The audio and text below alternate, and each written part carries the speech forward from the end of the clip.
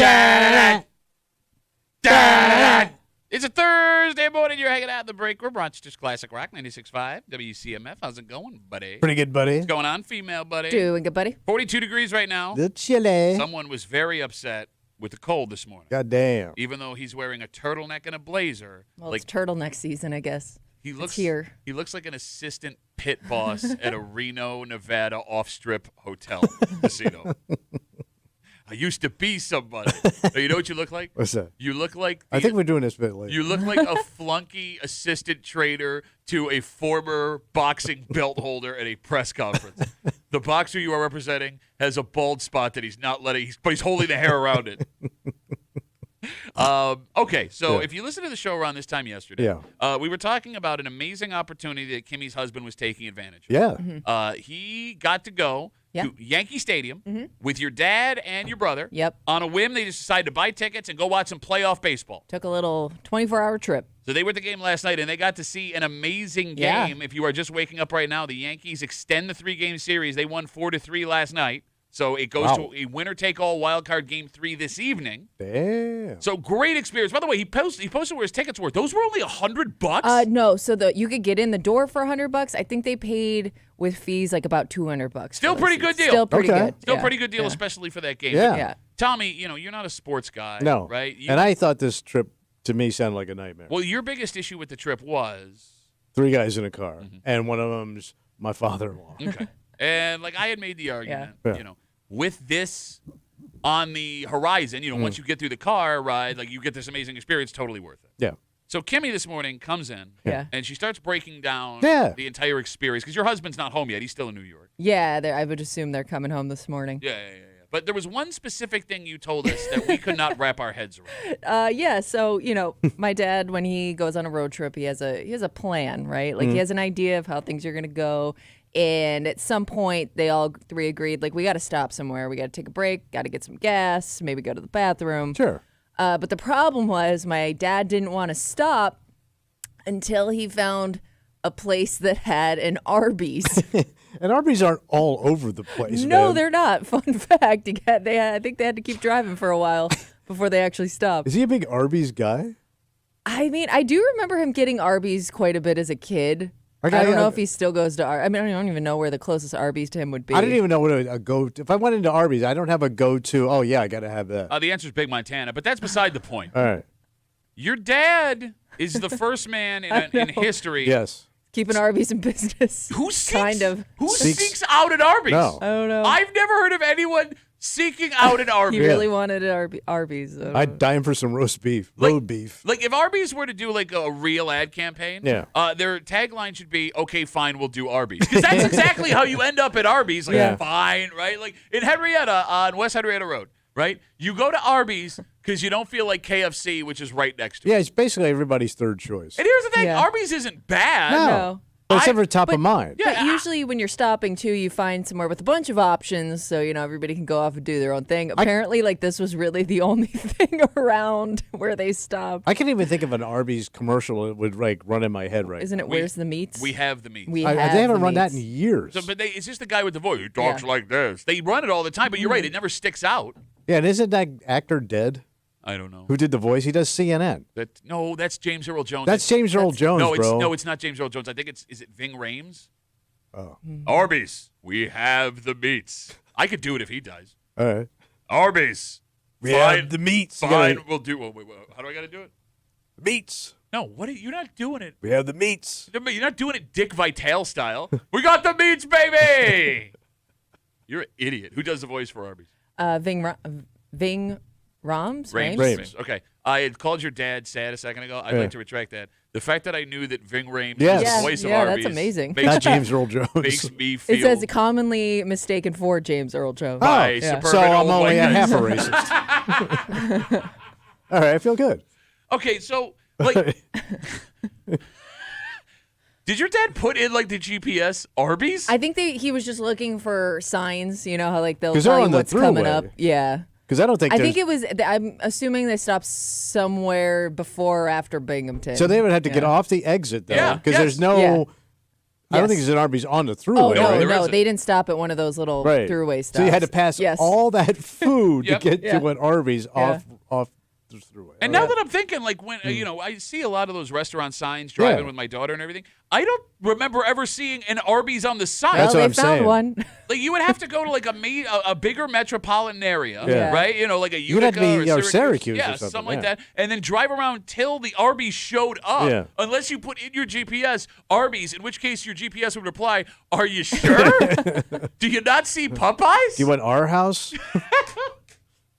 I can't get over. Here's the other thing about Arby's. Yeah. They offer the weirdest sides. Yeah. Right. Well, they have the curly fries, and I know my dad likes the curly fries, but apparently my brother and husband said he didn't even get the curly fries. He just got the sandwich. Why would you not no get no drink, No waffle no fry, side, nothing, just the sandwich. And you had to do it all the way for that. all the way to Arby's for I told one you- single sandwich. This trip was a nightmare, and this proves it. Yeah, you're right.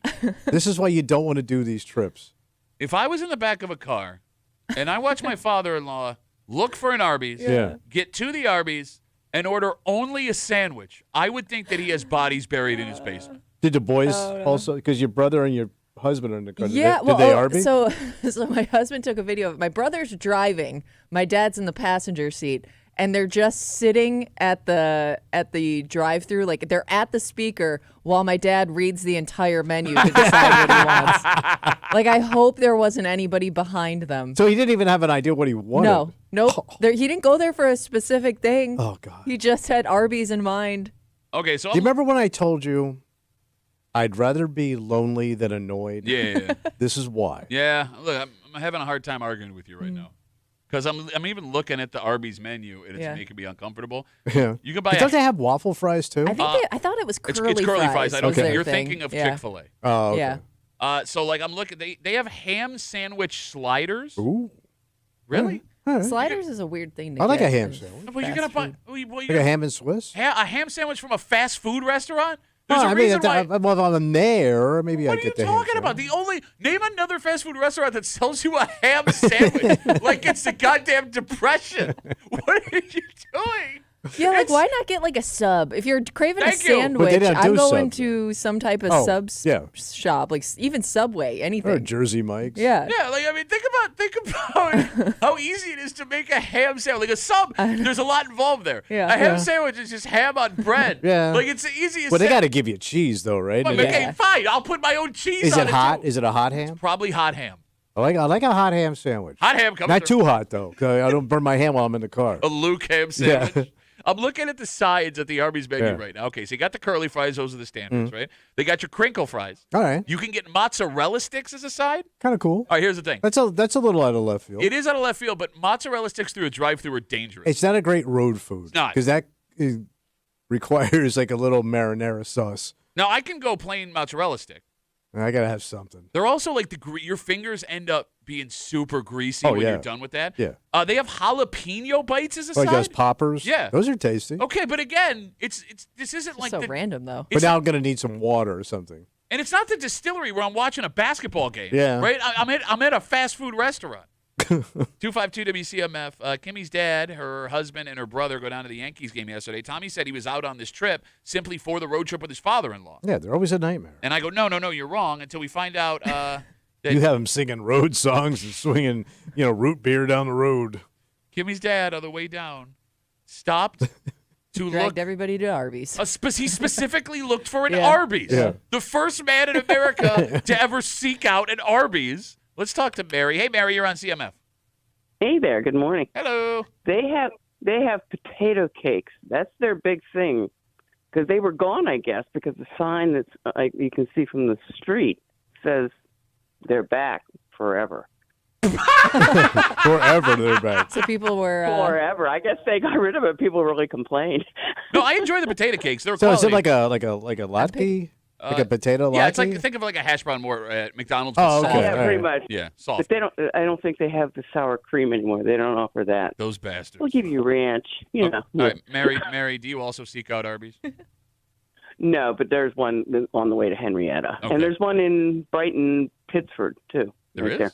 Where? Oh, she's right next to the charbroil.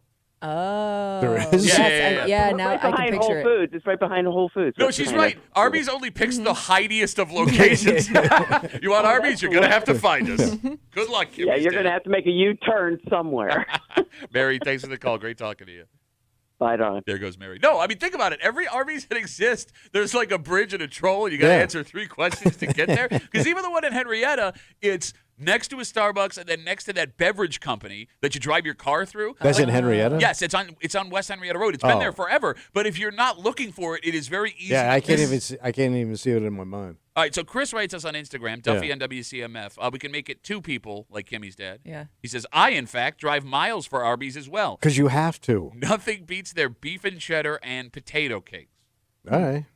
There was one time Yeah. I went out of my way for an Arby's. Like because you were craving something specific, or you just wanted to try something? So I was broke. I was living in Geneseo with that girl. Yeah. And it was like buy one, get 2 free Arby's roast beef coupon. Yeah. Okay. So we had to drive from Geneseo to I think there was one in Lakeville near Jeez. Okay. Canisius. All right. So we drove 30 minutes To get to an roast Arby's. beef. Yeah, but here's the thing. When we got to the Arby's, it was not now I don't know what it's like now because this was 20 years ago. Yeah.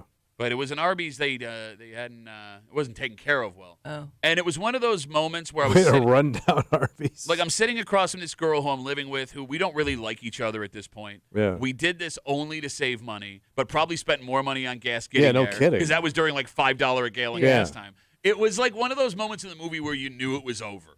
Yeah. We're both eating roast beef sandwiches, looking In at the each car. other. Yeah, In we Lakeville. ate in the restaurant. In Lakeville. Yeah, in Lakeville. That's a quality date. What did we do? Yeah. How did we both get here? Coupon Arby's on a Tuesday afternoon. Is Arby's? I don't even know price wise. What does it compared to the other fast food restaurants? Is it generally cheaper? They used Is to it have one of the- the more expensive ones? So they used to run a weird ad where you could get 5 sandwiches Yeah. for a certain amount of money. At one point, it was $5 for $5. Yeah, that's what it Okay. was. Yeah. But you yeah. you I just didn't know if that was a draw too. Is it cheaper than your 5 average? sandwiches for lunch. Who's in? Well, I mean, he's not wrong. I did love that $5 for $5 when I was a kid. So I'm on the thing now, but it says they won't give me prices. Oh. It says I have to go to a maybe location it's to different. get the Yeah. prices. Yeah, which prices vary. That's weird. Yeah. Why is a roast beef sandwich cost less than West Henrietta? All right, so I'm looking on their website now. We have 1, 2, 3, 4, 5, 6, 7, 8 Arby's locations in the greater Rochester area. God damn, I can't think of one of them. The southernmost is in Dansville. And then there's one that's called, I guess they opened up one closer to Geneseo. So if I ever move in with that girl Damn. again, I can. Yeah, you're set. It's an easier trip. Date night. Yeah, there's a significant amount of Arby's in the Wow. greater Rochester area. One in Greece, one in Brighton, one in Henrietta, and 2 in Henrietta. They get 2 Henrietta Arby's? Man, the Jeff is loaded Man. with roast beef. One's I on. know. What? Oh, no. It's the Thruway. There is a Thruway there Arby's. is. Yeah, Okay. right behind my house. Damn. Did you All know? right. Quick sidebar. What? Did you know you can walk into a Thruway rest stop if you go from the back end? If you cross, that's usually a field or woods Nope. or something behind it. So no? there's a parking lot behind all of the. Oh, where employees? Yes, where probably employees park. Because now you can't drive in because you would be able to get on the Thruway. But you can park there, walk through a little gate and go get Thruway lunch if you want to. Interesting. Well, why would you? I don't know. That's a lot of work to go for not great food. Well, let's say you're me. And I'm living in my house, Yeah. right? And I'm a full 15 minutes away from any other Arby's. So And you're going to do this Lewis and Clark, get my Arby's? I got a big Montana hankering. it's Okay. usually more By expensive. the way, what is though. a big, I never even heard of a big Montana. It's a lot of roast beef, bro. It's a huge amount of roast beef. And it comes in a clear egg shell. So, you see how steamy it is when they hand it to you. I'll give him this. The Big Montana is a delicious sandwich. All right. It's a delicious sandwich. JJ Shad writes us on Instagram. Yeah. Duffy on WCMF, easiest way to get us. He says, Arby's has the best mozzarella sticks. They're actual restaurant type mozzarella They're sticks. quality mozzarella. Quality fried cheese Yes. with bread on it. Okay, Christopher wants us to look up Arby's secret menu called the Meat Mountain. Kimmy, can we I'm get Wasn't that the name scared of to that look chick that you were up. dating down in Geneseo? She was salty beef.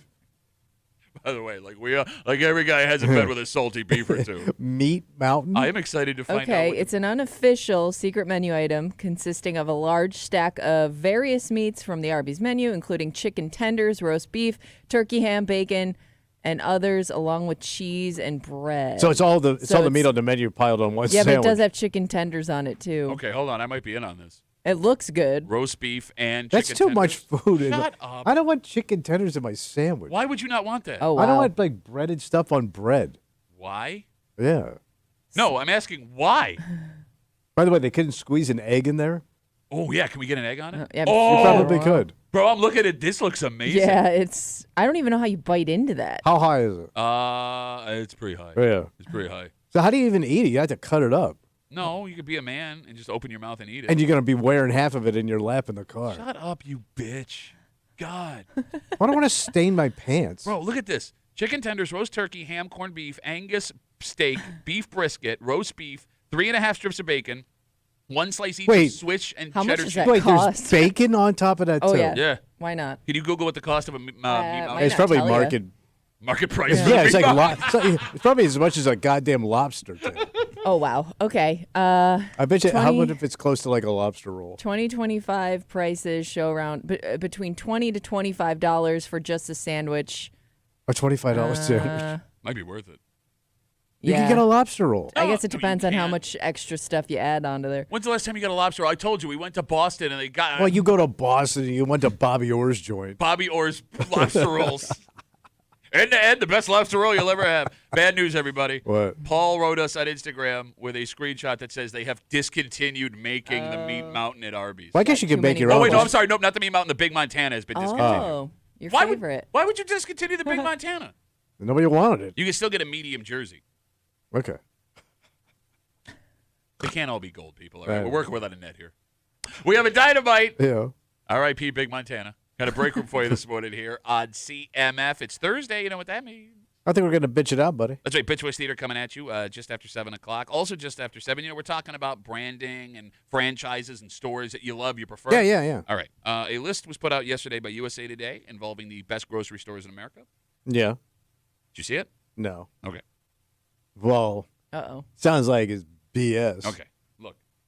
There's no way, man. I- I love these guys. Okay, you don't They even find know. some like You don't even know. artisanal That's not what happened here. Asian joint. That's not what happened. Why is it in Asian? South Dakota. It's an artisanal Asian grocery store in South Dakota. Dakota. Nobody knows about off the thruway next to an Arby's. For all those hipster Asians Yeah. that live in South Dakota. Okay, gotcha. All right. Well, they came over with the railroads. I'm going to What? read you this. We're going to read this list together. And this is not my information. I am sharing it with you. And this is not an affront to anybody. Yeah, it is. Okay, look. It's a cheap shot when you're number one. The information that we are getting in this may indicate a change. And it's Yeah. a change that makes logical sense based on all the things that are happening around us. And maybe, just maybe, if Yeah. Wegmans is bothered, worried by the information we have, there is a move they can start to make to ensure no matter what happens moving forward, they're going to be totally fine. Mm.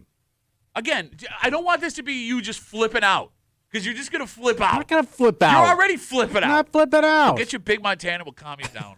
So we'll get to that just after 7 o'clock here in the break room on CMF, plus a whole bunch more. But first, Tommy. Yeah. It's been a lot of people working without getting paid talk recently in the break. Yeah. It's like an epidemic. And that actually kicked in again yesterday. Oh, yeah. There are two groups of people Yeah. who are being forced to work without a paycheck that could affect us personally, especially if you are planning on traveling somewhere. Yeah, it's getting a little dangerous. Okay, well, see, that's just it. A little dicey. That's the discussion we should have. Yeah. But before we get there, how is it legal Yeah. to say you are going to work without a paycheck? Oh. We'll get to it all next here in the break room. I'll see you back.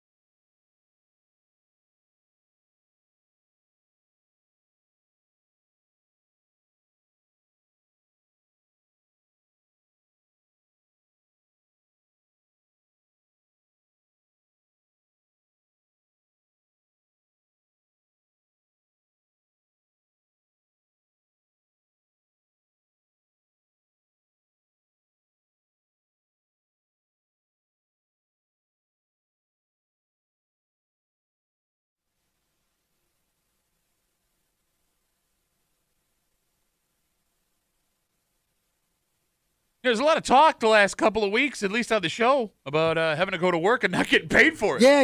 Because all of a sudden it just showed up on a national level. But here's the thing. The first discussion we had, the people that were going to work and not getting their paycheck, it was a personal choice. Yeah. In this case, it seems not so much. You got to go.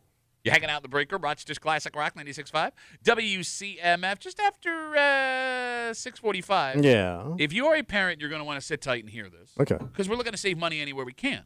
And it would be very easy to see something like this online, extremely discounted, and go, ooh, I need that for my kid. But New York State is warning there are now a ton of counterfeit these being sold. But are they just as good? No, in fact, they are unbelievably dangerous. All right. All right, we'll tell you what they are. But it doesn't just happen getting ripped off, because things that have sat around for a long time in other people's houses, meant for kids, could also have an effect like this. Oh. And we'll get to it just after 6:45 here in the break room on CMF. So we are now in day 2 of the federal government shutdown. They're already locked up. You got it. There are several services that just don't exist anymore. There are a ton of government employees that have been furloughed. Did I see 750,000? Okay, sounds about right. That just are, you're not working anymore. Right. But what's more frustrating than that are the people that are not getting paid working for the federal government, but still have to go to work. Yeah. Okay, so there are 2 types of employees right now that you, listening, could come face-to-face with that are at work and not getting paid. The first are TSA agents at the airport. Yeah. The second are border crossing agents coming back in from Canada. Right. Now, those employees... Those people are going to be in a good mood this morning. Those employees are considered federal essential workers, which means even though they will not be collecting a paycheck, they must continue to work without getting paid. Yeah. So this is could this pay be coming later? So it will be. Okay. Now, yeah, they were something. So it's not like they're working for free currently, but eventually they will get paid for. But those by hours. law, right. And by the they way, have to go to work. yes, and I want to include. So Tommy's right. We'll touch on that. That they'll get paid back pay, that was only recently guaranteed. It was signed in 2019. Oh, wow. So before 2019, there was no guarantee. They were just literally working for free. And I think this all started with Reagan when he fired all the air traffic controllers. Is that where this kicked off? I think so. Okay. Because he fired them all because they went on strike and he goes, done. We'll just hire new people. Okay. So I'm going to ask a question, and I'm sincere when I ask this question. Yeah. How the hell can you force someone to go to work without a paycheck? Or be arrested. Is that what this consequence is? What it kind of sounds like. Okay, don't say that without knowing. Well, how else do you back it up? Well, That's what I'm fire wondering. them? Yeah, I mean, that could be it. Yeah. If you don't come to work, you're never getting I would your guess job. that's But it what almost is. sounds like you're required to get your ass to work or you're in trouble. All right, the phone number is 252-WCMF, 252-9263. Let's say, hypothetically, I work as a TSA agent or I work as a Border Patrol, a border crossing officer, right? And I say, go F yourself. I ain't working until you guarantee me I'm getting paid at the end of the week. So you think you're just completely gassed? I don't know. I'm asking. 252-WCMF. Do you get fired and never hired again? I thought you could have been like... Under threat of arrest? Yes. But one of us has got to be right because it's got to be one or the other. All right, I'm going to How else could you enforce it? Because to me, I would never take that job. I agree with you. Especially because government shutdowns aren't all that Our uncommon. constant. Every time they come up with this budget thing, they just go, yeah, you know what? Shut it down. Well, we had a good run. I mean, there was 4 years where there was no government shutdown. But we had one not that long ago where it was like a month. So the longest ever government shutdown was the last one. It happened between December 2018 and January 2019. It was 34 days. Yeah. 34 days. And seeing as how almost 70% of Americans are currently living paycheck to paycheck, that's a problem. Yeah, I'm guessing TSA agents ain't getting rich. Okay. Does anybody know if you can be arrested for not reporting as an essential job, not getting a paycheck during a government shutdown? Because I also thought air traffic controllers are also... Is that true? Not getting paid right now? No, you're kidding. I'm pretty sure right now air traffic control is an essential service, but I don't know if they're getting a check. Wait a minute. You can't make them work without air traffic controllers? Well, no, TSA It's like agents... the first thing that pops up when you start Googling it. No, I mean, look, let me like do some research. The TSA agents, yes, they are a line of defense. But if they screw up, no one's going to die immediately. True. In theory, knock on Well, wood. yeah, actually. Okay, no, never I mind. guess I could have. I take back what I said. It still feels worse for air traffic controllers, man. You think of something in a recent past. Shut up. Hell, you just had two planes collide last night on. No, while they're just taxiing. It was not a collision. The FAA said it was a low speed kerfuffle. Everyone's safe with that, by the way. Okay.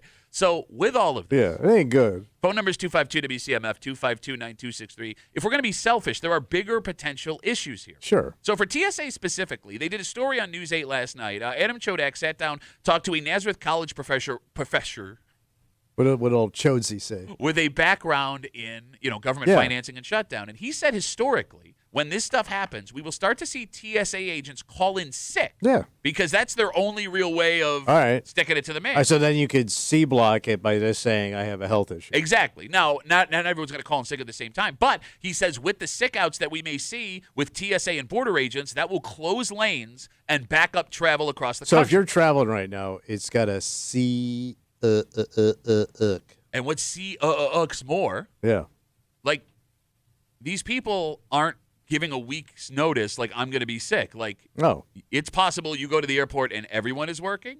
It's possible you go to the airport and a quarter of the workforce called in sick that day. So if you're taking a flight right now, how early are you supposed to get to the airport? Right now. Go. Yeah, seriously. Go. Better safe than sorry. I mean, but let's say I get there 2.5 hours early and everyone's working, and now I got to spend $12 for a cup of coffee. Yeah, there you go. You know what I'm saying? The line may start at your house. All right, what do we got on? So, air traffic control services will continue, allowing for air traffic controllers to work through a shutdown, but without pay until the government is funded again. Oh, my God. Oh, my God. So there's some happy guys up in them towers. I don't care. Go. Go ahead. Take off. See what I care. Oh, my God. I don't care if you land or you don't. Go ahead. Wait, everyone's wife is an air traffic controller? It's going to sound like that now. It's fine. It's fine. I don't like your tone right now, so I'm not going to talk to you. So turn your lights on or don't. I don't care. How is that a thing? Yeah. Also, that's the thing that lawmakers sat down and go, yeah, this sounds like a good idea. Let me put it this way. We were just talking about Arby's. If I found out the guy making my sandwich at Arby's was being forced to work, I would not eat that sandwich not getting paid. And you want me to get on an effing plane? To a guy that has your life in his hands. And both of them. Or ladies. Oh, yeah. I also want to point out, it goes on to say, the Department of Transportation will stop air traffic control hiring, field training of air traffic controllers. Okay. So we're not even training guys right now. Facility security inspections and law enforcement assistance support. There's your government at work for you, folks. Oh, my God. Oh, my God. Greatest country on the face of this earth. No pay. I am really sick of finding out about how things happen when they're not supposed to happen. Yeah. Like, we've been living in unprecedented times for like a decade. Can I get like a month of precedented times? Yes. I'd like one precedented, please. That would be fantastic. 252-WCMF.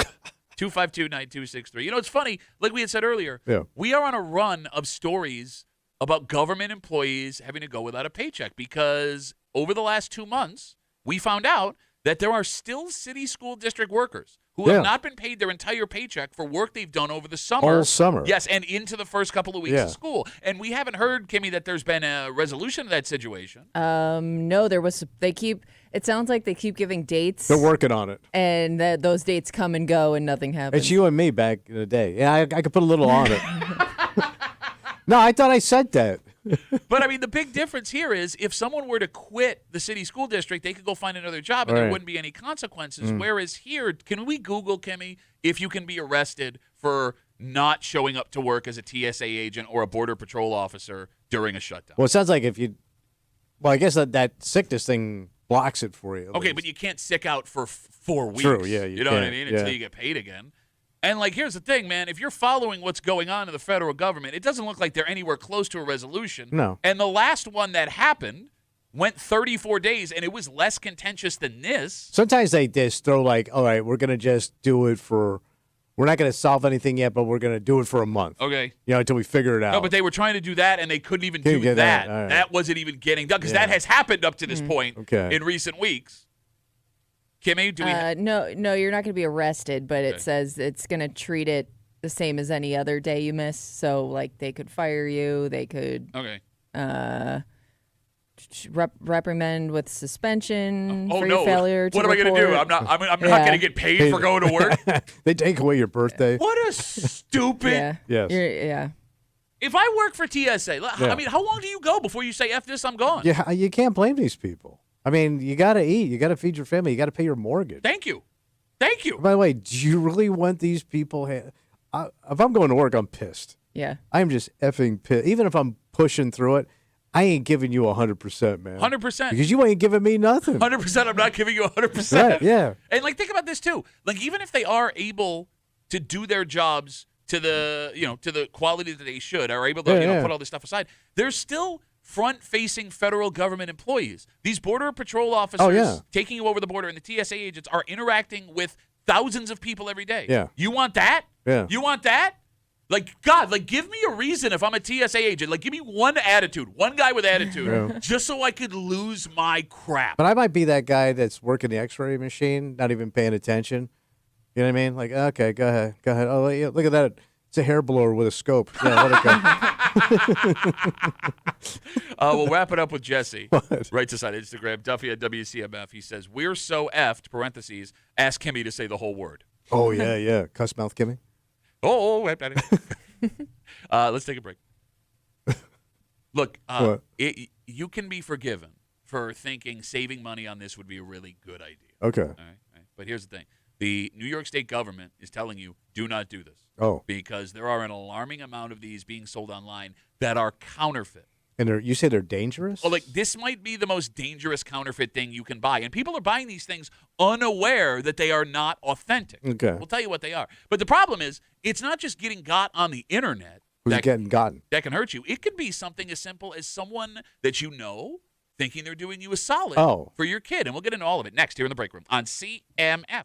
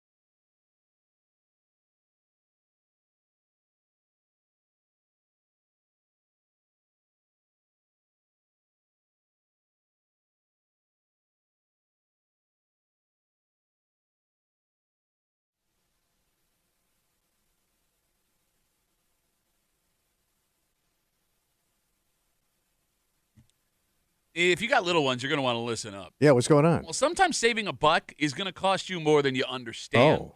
And you have to be skeptical of people trying to sell you cheaper stuff for your kids. Mm-hmm. But this is also an issue that could show up for people that think they're doing you a solid. Oh, like they don't even know. Well, handing over things from back in the day. So they have it. Well, not necessarily this specific thing. Oh. All right, you're hanging out in the break room. Rochester's Classic Rock 96.5. WCMF just after 7 o'clock. It's Thursday. You know what that means. I think we're going to bitch it up, buddy. Good luck. Bitch Voice Theater coming at you just a little while. Also, USA Today put out a list today of the top grocery stores in America. Yeah, well, we know who's number one, so give me the rest of the Okay, list. look, I'm going to tell you straight up front. It's not Wegmans. It's not. Can't wait to see this. Okay, listen. I need you to listen to the list Knocking list. and the point that I want to make here. Right. Because this could be very valuable information Okay. for Wegmans if this is something they put stock in. So they need to pay attention. Yes. Look, man, the world. They better watch their ass. It's not what I'm saying. We'll get into it. This makes sense based on what we're going through right now. Shut up. You're just going to scream and yell No, I'm not. like a toddler. Just after 7 o'clock. Not. Toddler Tommy here in the break room on CMF. Speaking of toddlers, the state of New York is issuing a warning to new parents and parents of toddlers. What's going on? There has been a surge in, are you ready for this? What? Sales of counterfeit car seats. Oh. Like children's car seats. Like The expensive ones. You put the kids in the So car you seat. lock 'em in. Yeah, you put for them in. people knowing they're not buying name brand car seats. They are unaware they are buying counterfeit car seats. Okay, so they think they're buying the good stuff. So I got two in my basement right now, Okay. and I think one's got a recall on it. Wait, and that it's still in happens your often. basement? Yeah, that does. I feel like even with the legitimate car seats and toddler stuff, like there are recalls all the time. Because on I it. saw it on the scroll in the morning, Uh-huh. and then I went downstairs. I go, I think we got one of these because I don't pay attention. So I go, yeah, we got one, So you but I did- don't know if it's that one. Yeah. I just saw it this you morning. didn't do. Oh, okay. It just So- happened, Oh man. no, I don't know if you. The were- kid's not even going into it I until know Thanksgiving. you. I know you. For you to be, you No, always say. oh Jesus, I didn't realize the baby's in the car seat in the basement. I forgot. I know how you are. You're like, kid's probably 5. Okay. How you doing, baby? The State Division of Consumer Protection says that shady websites and online marketplaces like Facebook Marketplace, Craigslist, they are selling less expensive car seats and they're putting your kids at risk. So they say the seats will be missing some safety labels when you buy them. Okay. Some will have. But you wouldn't really know that. Well, here's where it'll get you. Some will have be exclusively in foreign languages or have English typos on the seats or the box. And they'll also be made of flimsy materials, have missing clips and harnesses. And you're right. Unless you are paying super close attention, you may not even notice. Good enough. But they say the biggest tip-off What's that that? you are buying a counterfeit car seat is that the price is way too good to be true. So Yeah. they're what do they go for? A couple $100? I mean, they could go anywhere from $100 to $700. By the way, they're ridiculous now because the one we got for the kid, Yeah. 2 cup holders. She's an infant. Well, yeah. What if she's got? She going with Snacks Kimmy's and dad to drinks. Arby's and got a couple of roadies. What kid needs 2 beverage cups? You get the one cup holder for like the puffs. I know. And then the other cup holder for the Yeah. box. And you know where all the puffs are? At the bottom of the goddamn seat. Yeah, welcome to please. my life. Call me a bum with a junk car. That's what happens, stupid. So the state says, yes, car seats are very expensive, Yeah. but that's not where you want to penny pinch. Oh, sure. What kind of monster do you have to be to sell counterfeit children's car seats? Well, I mean, they're probably coming from some poor country. Yeah, but they know what they're doing. Yeah. Yeah, especially if But they somebody. probably put their kid in those car seats and get on a bicycle. Okay. But it's different, I guess, if you're selling a cheaper car seat as opposed to making people think they're getting.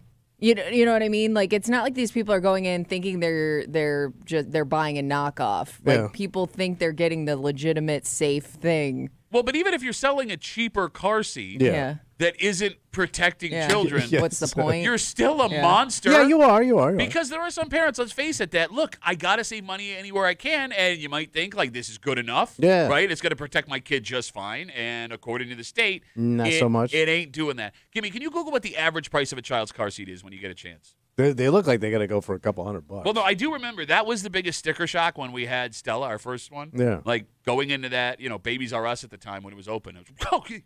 Yeah. And then you got to buy like a different locking mechanism for like each car. Yeah, that's the other thing, man. Like, if you're not the first time I tried to put one in, I've never done this before in my life. So I'm in my 60s trying to do this. That's when I told you I ripped my pants and I wasn't wearing underwear, and I pulled the car out into the driveway, so the neighbors are like getting a good look at my crack, my hairy crack. while I'm trying to struggle to get this goddamn thing in. And then I realized my wife goes, I think it goes the other way. Yeah, it's always rear facing. I didn't know that, man. I always thought seats like you look this way. No, like, up until a certain age, it has to face But back. No they wonder have the the kids are little mirrors. nuts. You're looking the other way. You got to see where you work. That's why you buy the mirror you put up so you can see the kid's face. It's a big old scam of room, man. It's too much. Too much these days with the It kids. kills your back and my knees. Kimmy, and how my much? crack. The I mean, average there's kid- such a range. It says it could cost anywhere from $50 to upwards of $800. Man, that 50 I think chair, the 50 that kid's one- going to be a white knuckler. Oh, God. The 50, Those are his first words. the $50 one looks like it's more for like bigger kids. Bigger Our kids you Yeah, don't yeah. care about. I'm sick of this kid. All right. So, as a parent, there are other situations where you could be handed stuff that you know probably isn't good for your kids. But people do this when you have a newborn, right? Everybody wants to give you their old stained up crap. And that's just it. How suspicious as a parent, 252 WCMF, are you of the stuff you are getting handed for your kid from other parents? Stuff like car seats, bike helmets, toys, clothing, baby swings, cribs, mattresses, all that stuff will just be thrown at you Yes. from everyone you know that has ever had a baby. And Dom brings up a great point on Instagram What's Dominic saying? that with the bike helmets and the car seats, Yeah. even the authentic, like legit ones, have an expiration date on them. Right. I was going to say the technology's changing on that stuff all the time. So even I know people who've like the having multiple kids, they've had to get new stuff for every kid, So you even gotta though chuck there's it. only a couple years in between. But some people don't know that, and there are parents that have saved car seats for when their kids were young. Yeah, right? the wooden. Yeah, 15, 20 years You had later. to nail them into the back. But they get offended when you're like, no, I can't use it. I paid $75 for Well, it. I guess the best thing to do is just take it from them and then just toss it. Yeah, but then they're going yeah. to want to see you're using it. Exactly, until you drive over to their house and you got a $700 car seat. Well, what happened? It's perfectly fine. There can also be issues with toys, depending on where. Oh, like Yeah. you could choke on them and stuff. Okay, you got that. You got when they were made. You got where they were made. Mhm. So I have a buddy. Yeah. His mother-in-law saved all the toys his wife played with as a kid. Now, how old are Yeah. these toys? So we must be talking like what 90 early late 90s? 80s, early 90s. Okay. Right? But these toys were like cheap-ass dolls and stuffed animals and blocks and stuff from like 30 years ago. But blocks, I mean, a block. They got paint on them and stuff. Yeah, it's more like the material they're made out of. They found out was toxic Yeah. later on. Like the or- lead paint? Well, I mean, lead, Depends whatever. on what it is. All right. Like, you know, think about like the lacquer on those damn blocks that we're putting in our mouths, man. Like, so my buddy, and he's not even like a holistic, like earthy kind of Yeah. guy. Yeah. He's like worried about what his kids are putting in their mouth and stuffing it. You know, I mean, like Yeah. he goes, these dolls came from like the dollar store in like 1991. Oh, that was quality material. That can't be good. Like, think about this. They may be radioactive. What the hell was in Stretch Armstrong 30, 40, 50 years Yeah, what ago? made him stretch? That's what I'm saying. That can't be healthy. No, probably not. It's like the most plasticky of plastic that ever plastic. Yeah. And you know, everyone knew a kid that would chew on their Stretch Armstrong. Yeah. I'm just thinking of all the sharp things I played with when I was a kid. Jagged edges, wires hanging out. Well, I mean, you were around when jarts or Oh, jarts yeah. were legal. Lawn darts. Oh, yeah. Oh, yeah. Like those- I can remember that was like a fun game because, like, hey, look at this thing that could, like, stab you to death. I mean, like, I you don't could think- impale somebody on one of those things. And I think the tips were lead. Yeah, well, no, they weren't. You're joking. Well, they were heavy. So I'm assuming, like, it almost like you ever go, when you go fishing, you put, like, a weighted lure on there? Yeah. It looked like that kind of material. It looked like lead. Was that made out of lead? Those lures? Well, oh, yeah. Well, lures were lead Oh. back in the day. The sinker you Yeah, would put sinker, on that's there. what I'm talking Yeah. about. Because you could almost squeeze it. No, I did that. Yeah. Yeah, that's lead. That's pure lead. Is that why I'm like this? I don't know. What's wrong Everything. with your hands Yeah, my hand and my brain and my face. and your penis? I got lead penis. A little lead in your penis isn't bad, son. It got us through the 70s, all right. Put that in a T-shirt. Sell at the rock shop. Ask Long Dong Silver about it. No, long dong lead.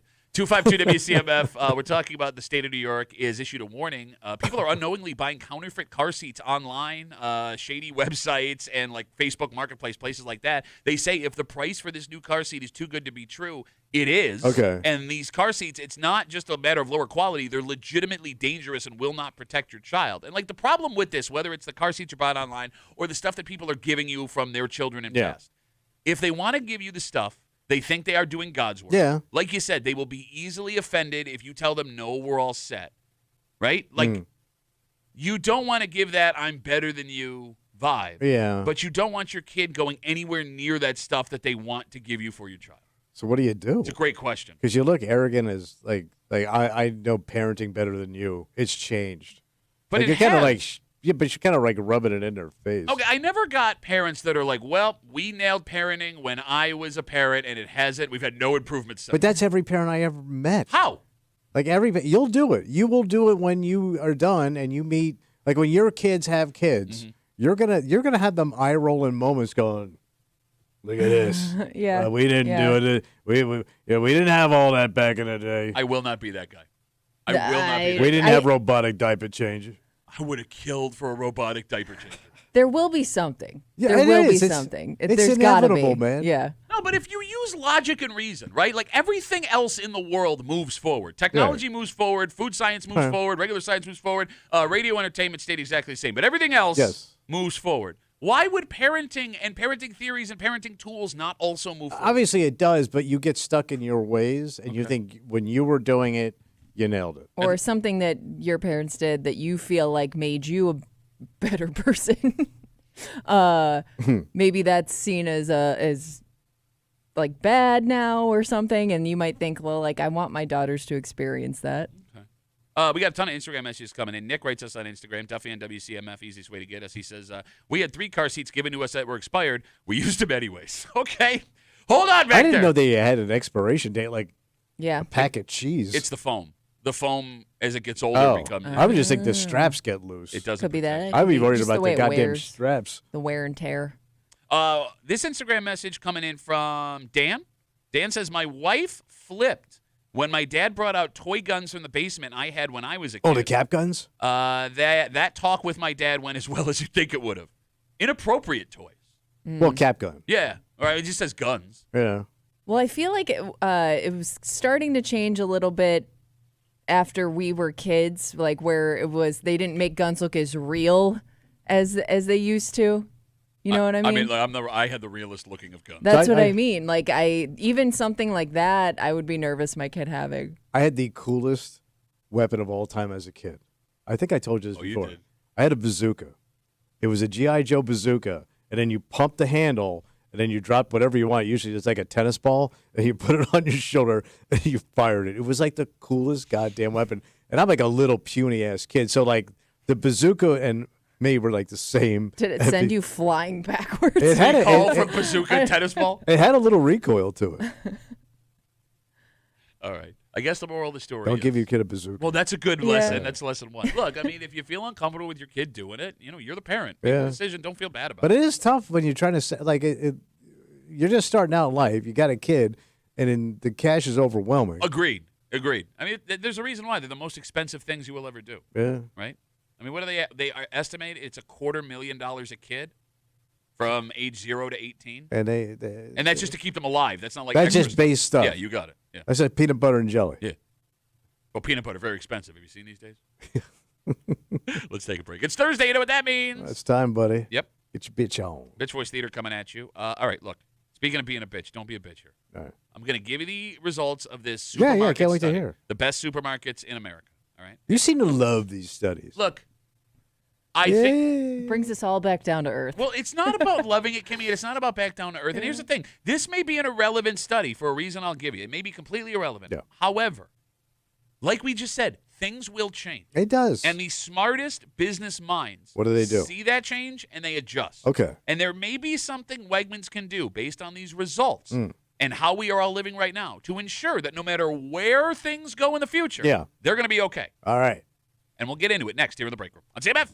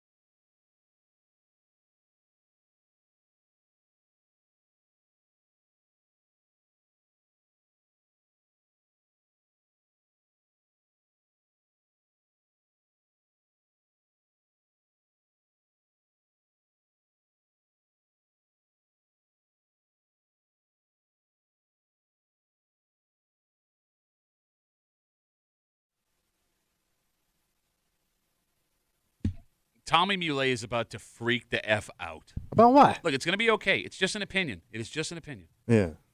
And it's an opinion about grocery stores. Yeah. Everybody. And they like to take shots. But here's the thing. No, I don't think they're taking shots. Bro, this is such, I'm taking a shot. Bro, it ain't even the publication that Get your put... name up in lights. Kimmy, this information could be signaling something. That maybe, just maybe, what we all are looking for in a grocery store is changing. Oh. And that nicer doesn't always necessarily mean better. Who don't want to go out for nice? Everyone wants to go out for nice. I want to go to McSkanky's over here, get my rancid eggs. You're hanging out in the break room. Rochester's Classic Rock 96.5, WCMF. We'll get to that in just a second. But it's Thursday. Yeah, buddy. You want to hurt someone in this room, you can't call them short or stupid or say they look like the guy about to take your picture at Sears in 1984. You look like you were going to say something, Kimmy. No, you look like the principal of a school that's not really a school, but you're trying to sell me on why I need to send my kid there. You look like the guy who lights the cigarettes for the guy who lights cigarettes for Frank Sinatra. It's a nice standard modern look. Never wear a turtleneck underneath a blazer, especially a thick turtleneck. They do it in Europe. Yeah, you were not in Europe. You got to really hurt someone. Something along the lines of...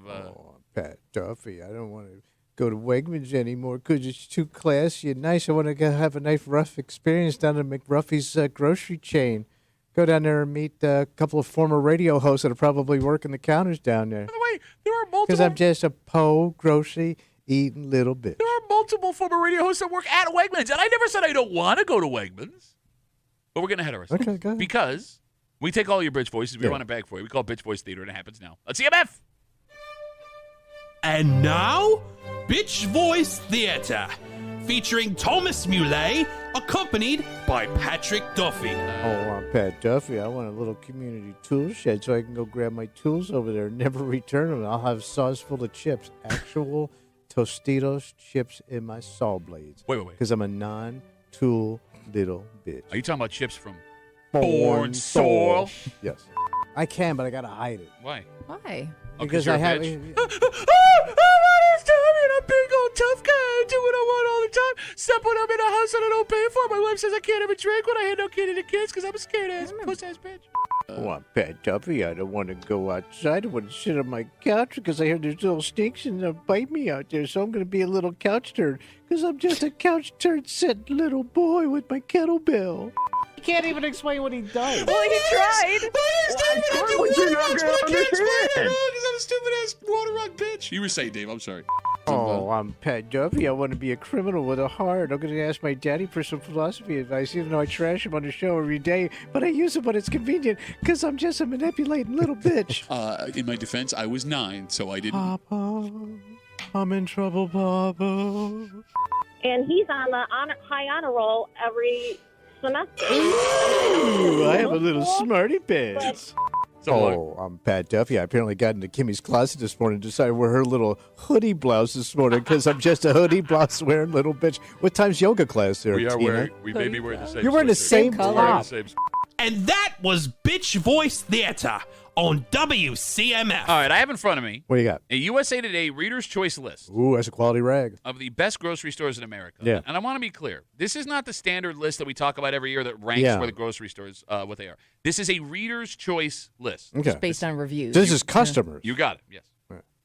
They gave readers 10 grocery stores in America to rank 1 through 10. Yeah. All right. Tommy, in your opinion, where should Wegmans have landed? Number one. Okay.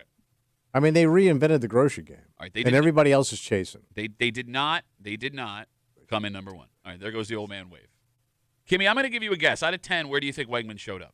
It's got to be top 3. Okay, top 3. I'm going to say 3. Okay, Tommy, where do you think Wegmans actually showed up on this list? Well, based on your Yeah. reaction, I'm asking you. I'm wondering if they made the top 10. They're in the top 10. But then they're in the bottom. Okay. I'm going to put them at 9. 9. Wow. All right. So based on how you're behaving right now. So With- what? with- Okay, don't try and I pin this think on the way me. I you're did nothing. behaving- I did nothing here. I'm giving you information. The Fresh Mart, which we do not have around The here. who what? The Fresh Mart. That was Never number heard of 1. them. Hy-Vee was number 2. Hy-Vee is a... Please. Stu Leonard's was in there. Gleason's was in there. Publix was in there. Wegmans, out of 10 grocery stores, Yeah. came in 10th. 10th. Wow. at this. Now, here's the thing. What? Are those other places smaller? I don't know. Publix is bigger. Well, Publix is big, but the other, You know, Publix actually has 10 times They do. the other Right. ones You look like a named. marionette puppet, which you sound like when you talk about Publix. Yeah, I didn't know if the other ones you named, if they're like on a smaller scale, so maybe they're.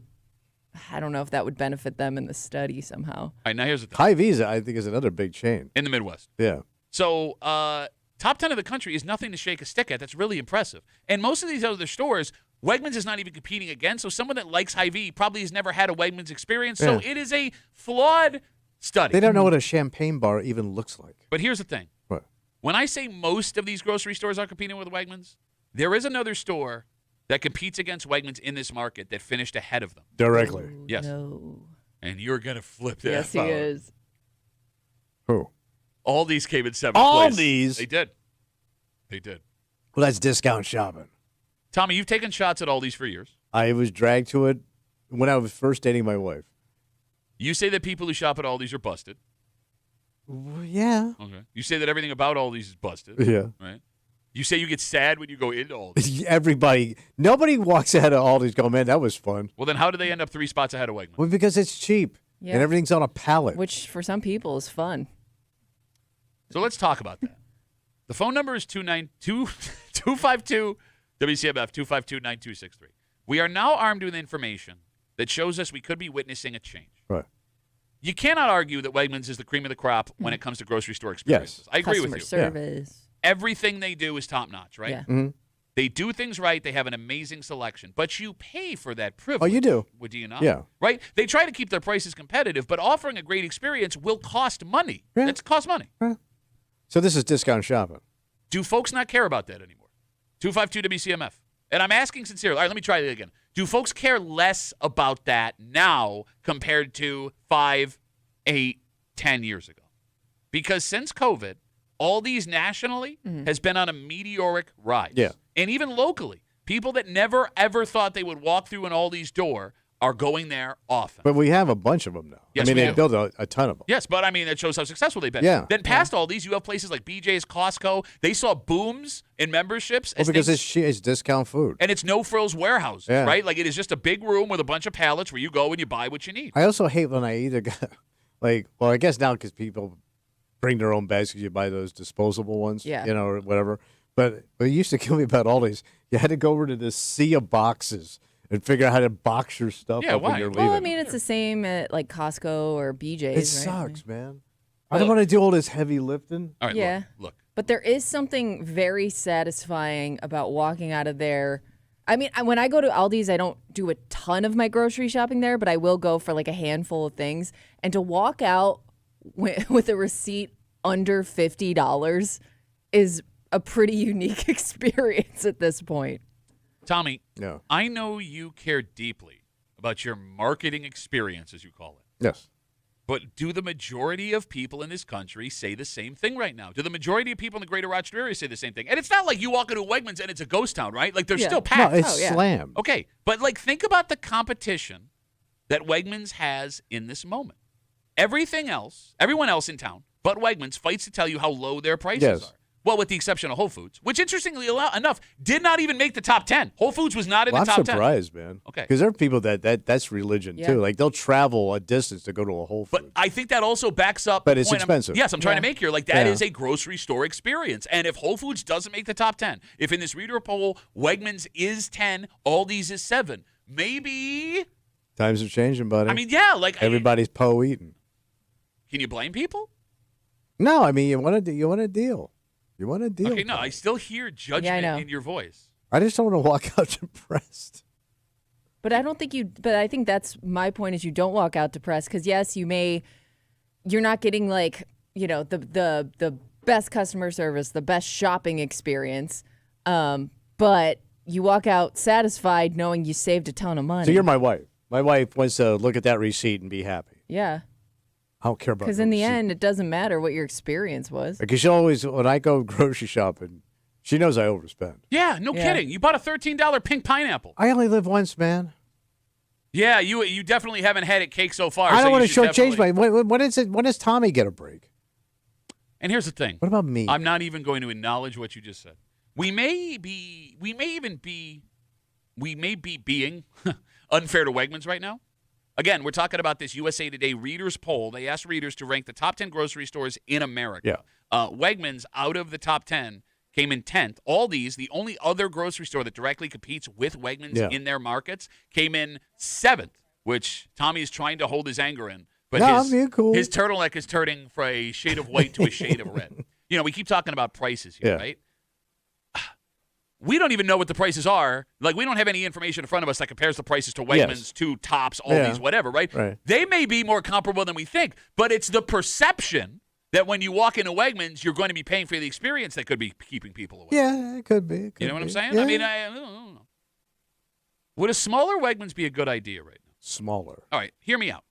Let's say they see this information and Wegmans cares about it. Because, look, it is a flawed study. It's just people responding, right? Who knows? It's not very scientific. But let's say Danny Wegmans today.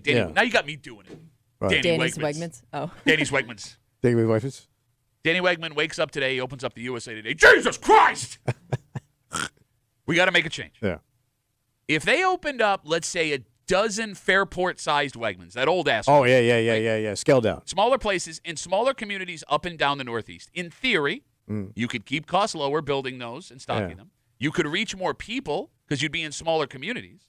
It would also give you a chance to change the way you do business just in case, like 15 years from now, people only care about the quickest, least expensive grocery store experience. You know, Wegmans is expanding rapidly, and they're successful in doing it. They wouldn't keep doing it if they weren't making money. But who's to say 5-10 years from now the supermarket idea goes away and it's all smaller? Yeah, but you don't get everything. Yeah, I was going to say, but that's what keeps me sometimes from going to Aldi's or those other grocery stores, because there are things I know Wegmans will have that those places sometimes have, sometimes they don't have. Like, it's kind of a toss-up sometimes. Like, if there are certain things you need, like very specific items. Okay, but I mean, sometimes they don't offer a vegetarian spring roll. But I'll counterpoint that. You're right. It sounds like, yes, I want all the convenience in the world. But malls have been struggling for 25 years. Yeah. And that's everything you need in one spot. Yeah, it is. Is it not? It is. And, like, if you want to argue online shopping killed that, well, that also now exists for your grocery store, where I can have my groceries delivered to my front step, and whether I'm getting them from Tops, Wegmans, Aldi's, whatever, as long as I get what I need, doesn't matter where it's coming from. But that's more expensive, though. Okay, right now it is. Yeah. But, I mean, Kimmy, we may not be all that far off from a centralized Amazon grocery store that will sell you cheaper groceries right to your front step. I mean, I know it sounds crazy, but with everything else moving the way it is, why would that be different? Okay, like, it could be coming. If that shows up, what do you do? What do I do? If you're a business like Wegmans, and I know you're not. Well, they got to adapt. Okay. I mean, the same way they deliver now, they do all that stuff. Well, right? but here's the thing: they don't own Instacart. Instacart's an independent business. Oh, all right. You can get delivery from Instacart from Walgreens, Wegmans, Tops, all these different places. Yeah. All right, let's talk to a man. He knows business. All right. Business? Hey, wait, is he a businessman? He's not a businessman. He's a business man. 252 WCMF. Let's talk to Rammer. Hey, Rammer, how are you, buddy? I'm not sure if I like that reference, but at any rate. So, first off, there's no S on Aldi. There is an S on Wegmans. Thank you for clearing that up. Thank you. Well, I've been listening to you guys say Aldi's for like ever, and it bugs me. So here's the thing. I'm going to keep doing it just to bug you. Yeah, I'm going to do that too. But what if I go to multiple Aldi's? It's Aldi. Anyhow, to my point. So I think there are certain things that people will go to, like you had touched on with Wegmans, about, the things you can find there that you're not going to find somewhere else. When it comes to the whole size of Wegmans, that is probably the biggest reason I don't go into Wegmans. And because I was recovering, over the summer, I did a lot of curbside pickup. It really irritates me that the added cost that they put on some of these items. And, one example is you want to buy a box of those, little mini chocolate chip cookies, right? If you go in the store, it's $5. Maybe that's why you're having health problems. If you get it curbside, it's $7.50. But is that through Wegmans or is that through Instacart? No, that's Wegmans. Well, I mean, I think it's Instacart that actually... Yeah, they do the show, so they got to pay for their employee Instacart walking through, so you're paying through that third party. Well, no, because, the people that come out and hand you the groceries have Wegmans attire on. Do they have Aldi's attire? their Wegmans employees. Does Aldi's do that? they don't have Aldi's an do this? upcharge for Okay. curbside, but they charge you $1.99 fee. You know why to there's no deliver upcharge? curbside. Because they save the money on no S's on the They got sign. rid of the S, They got rid of the yeah, sign, yeah. even though it's actually So- called Aldi's. Yeah. But here's one thing. It's like, you know, the store brands, like Wegmans pasta is decent pasta for the money. If you buy a box of pasta at Wegmans for 99 cents or whatever it is now, you're going to get 16 ounces. If you buy it at Aldi, it's 99 cents. You're going to get 12 ounces. So, you know, Yep. I'm going to Costco for my bulk chicken breasts, right? I'm going to Wegmans for my pasta. I'm going to Aldi. So you're for saying there are my- so you're one of the people, and I know this is common too, where you're going to You're different places. bouncing around. Yeah, exactly. All right, remember, I got to take some more. I'm going to get my butter and my milk and my eggs at Aldi because they're more, cost. Sure. It's good quality butter. All right, I got to take some more calls, but thanks for the call, buddy. Have a good rest of the Casey day. wanted to know his grocery list for the week. Yeah, if anyone else wants to call us up and let us know what they're making this week. The mini cookies, they throw them at you $7. Phone number is 252-WCMF. What are you buying this week? Before we go back to the phones, look, I mean, if there is one lesson, and again, I don't want to sound like here's one lesson. Don't take any calls from Rammer. I never learned my lesson. I don't want to sound like I'm crapping on Wegmans because, again, the shopping experience at Wegmans is second to none. Yeah. I don't think you can argue that. But sometimes it's not about what is the best. It's about the money, Pat. It's what people are looking for Everybody's in the on moment. a budget. Like, I mean, you can't argue that Ritz-Carlton is the best hotel to stay in the world. Oh, yeah. Okay, but, yeah, I'm not going to pay on a hockey tournament for my daughter and my family to stay at a Ritz-Carlton for 5 days. so true. We're going to the Hampton Inn. Yeah. Because you get free breakfast. And you can make your own egg sandwiches, put them in a cooler, and eat them for 12 days after. If there is one lesson we have learned in Rochester when it comes to business, the more routes you take to stay successful, the better it will be for you down the road. You have to pivot and adapt, Pat. Right? Kodak and Xerox and Bausch & Lomb, and I can keep going. Yes. 252-WCMF. Let's talk to Riley. Hey, Riley. Riley? Yes. How are you? Good, bud. What's up? Hello? Yeah, go ahead. we can Go hear ahead. you. Go ahead. Go. Well, I worked at Wegmans all through high school. I actually was a department manager when I was 21. So I was pretty much a Wegmans person. Ooh, I big gotta boss tell you, man. 21, I am running my own sick and department. tired- I am sick and tired of going into Wegmans. I went in for bread, simple bread, Yeah, silver. not white bread, but, something nice. Went over to the bakery. I couldn't find it. And they said, well, we moved it to aisle 14B. Now, what the heck is going on? It says bakery, and I got to go to 14B because they want you to walk through the store and pick up all these things you really probably never really needed. Riley, hear yourself right And now. the other buddy. reason is Okay. I walked in on Valentine's Day once, and I thought I was in the jungle. I couldn't find my way through the store. You know what he There are a wants? lot of balloons and stuff. You know what Riley wants? What's he want? He Here's- wants a simple But kind of bread. No aisle 14 getting all the products in his head. Riley, you sound like the oldest man on the planet. What are you doing? Yeah, I'm up there a little bit. No But anyways, kidding. Then I went to Aldi's, and the biggest difference between Aldi's and Wegmans, I asked people, and they go, well, it's cheaper. I said, no, you can see all four walls. You can see where the juice is. You can see where the cereal where the is. juice You can see where the milk is. You can't Show me see the juice, everything. baby. It is I walk wide into all open. this. Give me some juice. Juice. Juice. Juice All right, my ass. Riley, I'm letting you go, buddy. Go get yourself some diapers, man. All right, Thanks for the goodbye. call. Have a good rest of the day. 14B, I got to walk across the store. All right, I should have known we were going to get a lot of old Yeah. man calls on that one. My apologies. That Sounds was like my a living fault. hell. All right, look. Yeah. All I'm saying is, He knew the aisle number. well, he was a manager at 21, Kimmy. 14B. Department head. Yeah. All I'm saying is, just because things have been, doesn't mean they always will be. Okay. The most dangerous sentence in the English language is, we do it this way because we've always done it this way. Yeah, that's terrible. And if there is any stock to be put in this, poll, Yeah. it's that. Okay. We all care about Wegmans. Well, have you seen Danny? Give him some advice. Well, he's emailing you. You should write him. Dear Yeah, I Dan. should. He did email me. That's what I said. Legitsky. That's what I just said. It was a Polish legit. Yes. Let's take a break.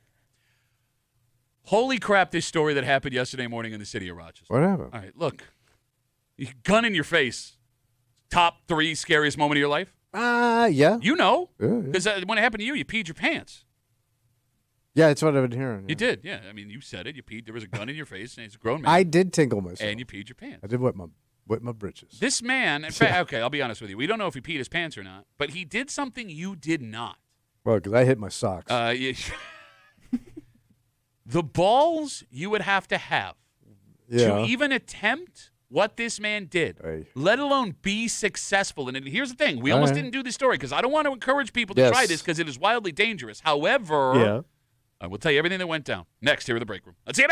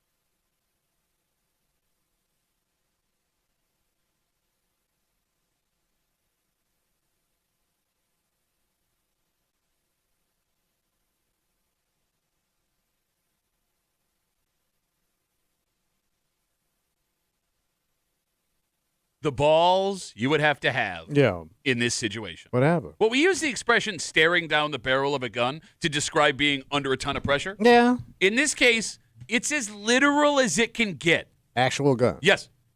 But what they did to get out of this situation is either remarkable or the dumbest possible thing you could do in this moment. Oh.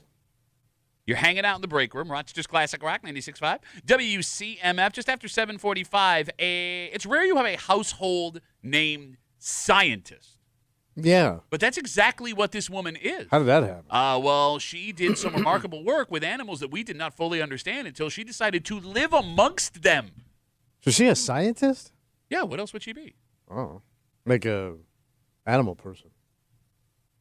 A scientist? I didn't know those were scientists. I mean, I never saw it like in a lab coat. Or like one of them glass things. Beaker? I don't know. Yeah. Well, okay. Well, like one of them scientist picture. We'll get.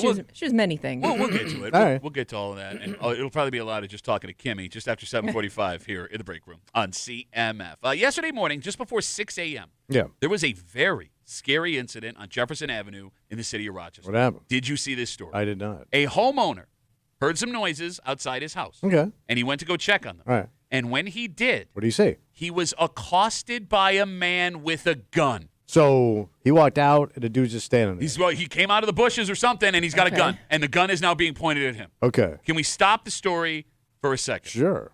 Maybe stay inside next time. Yeah. Right? Like once you're face to face with a guy with a gun, that had to be the first thing to cross your mind. Yeah. If I just would have stayed in bed, none of this would have happened. So. All right. So Yeah. the man with the gun ordered the homeowner to go back inside his residence. Well, he was already in there. Yep, which the victim did. He followed him in. So now you have a man with a gun and a guy who lives here inside this house. According to the police, when the pair got inside the house, the victim managed to take the suspect's gun from him. Oh, my God. That's He got the gun. He got That the is gun. something that every guy thinks he can do in Yes! that situation. Yes! And it will never work out. You would think most of the time it doesn't work out the way you plan. 99.9% of the time, it's You not never going to hear work it, out. yeah. It doesn't. Well, because nobody shouldn't try it. But this guy did it. This guy's got moves, bro. Tommy, Yeah. no shots were He's fired. got to be like military or something. Okay, you're already doing it. You're already doing it. Think about that. Like, that's or a cop or something. No shots were fired. No one was hurt. So now he's got the gun on the guy. You got it. The And suspect. this guy's having now the worst day ever. Yeah, how day was going definitely flipped really Yeah, quick I there. got to this. Oh, no. So the suspect managed to flee the scene and is actually, as we speak, currently at large. Yeah. He escaped. How do you not tell us in the story how he managed to get the gun from Right. the suspect? Yeah, did he just grab it? Did he put it down yeah. for a half a second? Or That's all I want to know. All I want to know right was now. it like, hey, man, your shoe's untied? Oh, How did damn you it, disarm this person? There you go. Yes. Hmm. Like, okay. Because you went from hostage in your own home. Yeah. To The guy knows what was going to happen. Bingo. And now you're holding that gun in your hand, and there were no negative consequences to be seen. I feel a little bit bad for the bad guy. Why? Because, like, not only did your day go bad, you're also out of gun. Yeah. Like, you don't even have the gun. Yeah. Like, you could have, damn it, now I got to go get another gun. No, you're right. Like, there's no way in your head going into that situation you thought it could go poor enough where you went home without a gun. Yeah, right? Yeah. Okay. The phone number is 252-WCMF, 252-9263. Where the hell do you get the brass balls to attempt what this man pulled off? Like, unless he was like, he had kids in the house or, But that would family. that would make me more nervous to try that. Yeah. I you're don't right. Look, I don't know about you guys. I do not trust myself to make that move in the face of overwhelming danger. Because the fact of the matter is, no matter how cool you think this guy is, no matter how amazing the story is, you've got one shot at it. Oh, yeah. You got one shot. And if you screw it up, things go very badly, very quickly. I mean, unless you live in such a bad neighborhood, you're so used to guns and dealing with this kind of stuff. Other than that, I would think you would have to be trained professionally to, like, disarm somebody with a gun. Tommy, there is no neighborhood that is bad enough in Rochester where people are so comfortable around guns, you're just reaching for one with a gun. I'm just saying, like, there are rough neighborhoods where You see guns a lot. Yeah, okay, but you know what you don't see? What? Give me that gun when he's pointing it at you. I know. But here's the thing. I mean, that's not a great area. No, obviously, yeah. The guy was accosted with a gun when he walked outside. But again, the risk you are taking here, you would die. If you screw this up, you're dead. He's got to teach a class. No, you shouldn't teach other people. No, okay. See, I knew this was going to happen. I almost didn't do this story. What? Because I don't want to make it sound like we're encouraging this behavior. No, we're not. As you just go, he should teach a class. Yacha. Unless, like, for some reason he thought there was a possibility it wasn't a real gun. But that didn't say that in the story. No, but he I feel didn't like know that. I'm saying like your initial decision to to grab the gun? to grab it. But counterpoint, if it's not a real gun, why do I need to get the gun? To confirm. Yeah. Okay. What? You're going to take a chance it's not a real gun? Yeah. All right, so here's the thing. We What's already that? got Facebook messages coming in saying this guy did the right thing because he's not sure what could happen. You're right. No, Huh? he didn't do the right thing. All right, if we're going to play I devil's mean, he got very lucky. Yeah. if we're going to play devil's advocate here, you do not know what this person with the gun wants. True. Because it doesn't say in the story that the homeowner knew the suspect. And I guess if you are worried that this person is going to do something terrible to you that you will never recover from, maybe the best move is to go for the weapon. Yeah, like I mean, their intent isn't to steal something from you. You're worried it's about to get worse for you. Yeah. I mean, maybe you've had this experience before. You don't want to go through it again. Okay. 252 WCMF. We're talking about this incident that happened yesterday morning just before 6 a.m. on Jefferson Ave in the city of Rochester. Homeowner heard some noises outside of his house, went to check on it. He's immediately accosted by a man with a gun who forced him back inside his own home at gunpoint. While inside the home, police say the homeowner managed to take the suspect's gun from him. As far as we know, no shots fired, no one was hurt. The suspect did flee the scene and is still currently at large, but this man managed to take the gun off of his assailant in his own home. Now, here's the thing. What's that? Right? We have no training in this, No. but it does not seem like the right thing to do in that moment. Of course not. Am I wrong? 252 WCMF, Well, when it comes 252-9263. to odds, like I would think, that's not the thing to do that would be in your favor. Do you think it was a spur-of-the-moment decision by the homeowner? It would have to be.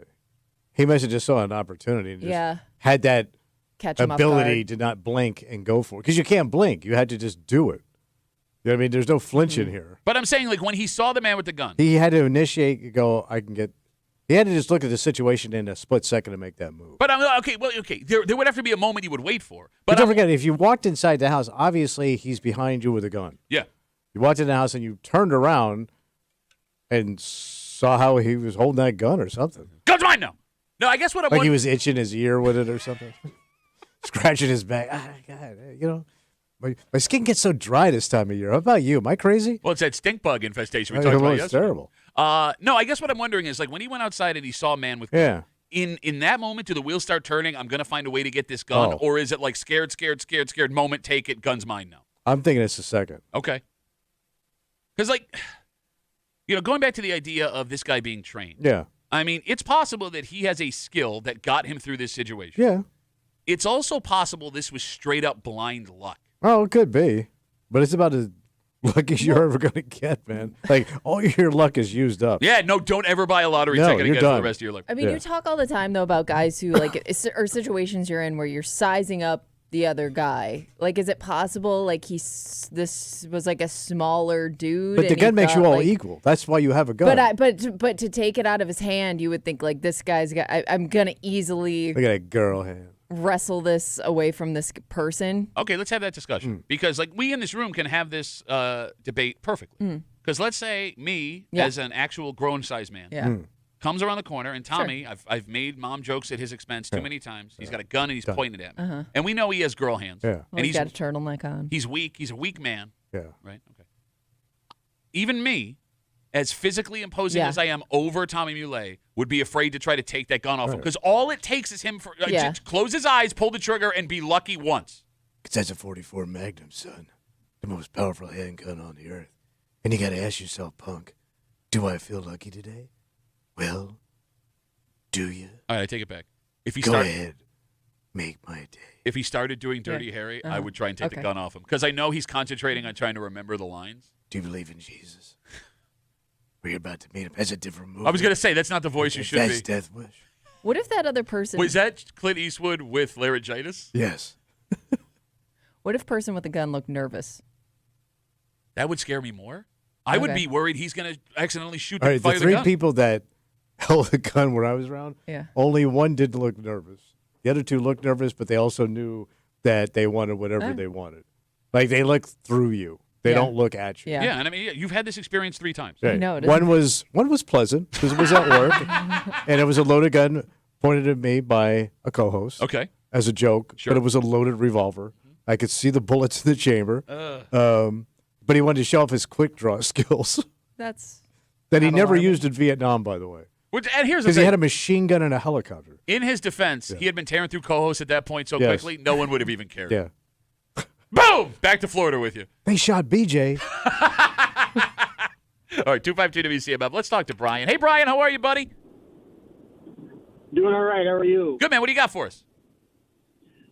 Quick question. The first thing that came to mind me when I heard the story, if the guy was skilled enough to take the gun away from his intruder, Yes. how did the guy get away? Well, I mean, that's the Could've other ran out remark. the door, Turned I guess. around. Yeah. Well, let's talk about that, Brian, because that's the other remarkable part of this story is that this man who took the gun off him managed to keep his calm with this weapon in his hand and not fire at a guy at his back while he was running away, which may have ended up with him facing charges. Yes. The way the law is written. I don't know. If the guy at gunpoint got me into my house, I'm making sure that he's getting arrested or the cops are called or I'm holding him until the cops get there. I'm not letting him get away. Well, but here's the thing. I mean, Well, what if he Brian- runs away? Yeah, you don't have a choice in that unless you put bullets in his back, which again, based on the way the law is written, You're there's in no trouble. Yeah, there's no guarantee you're not getting charged with that, Brian.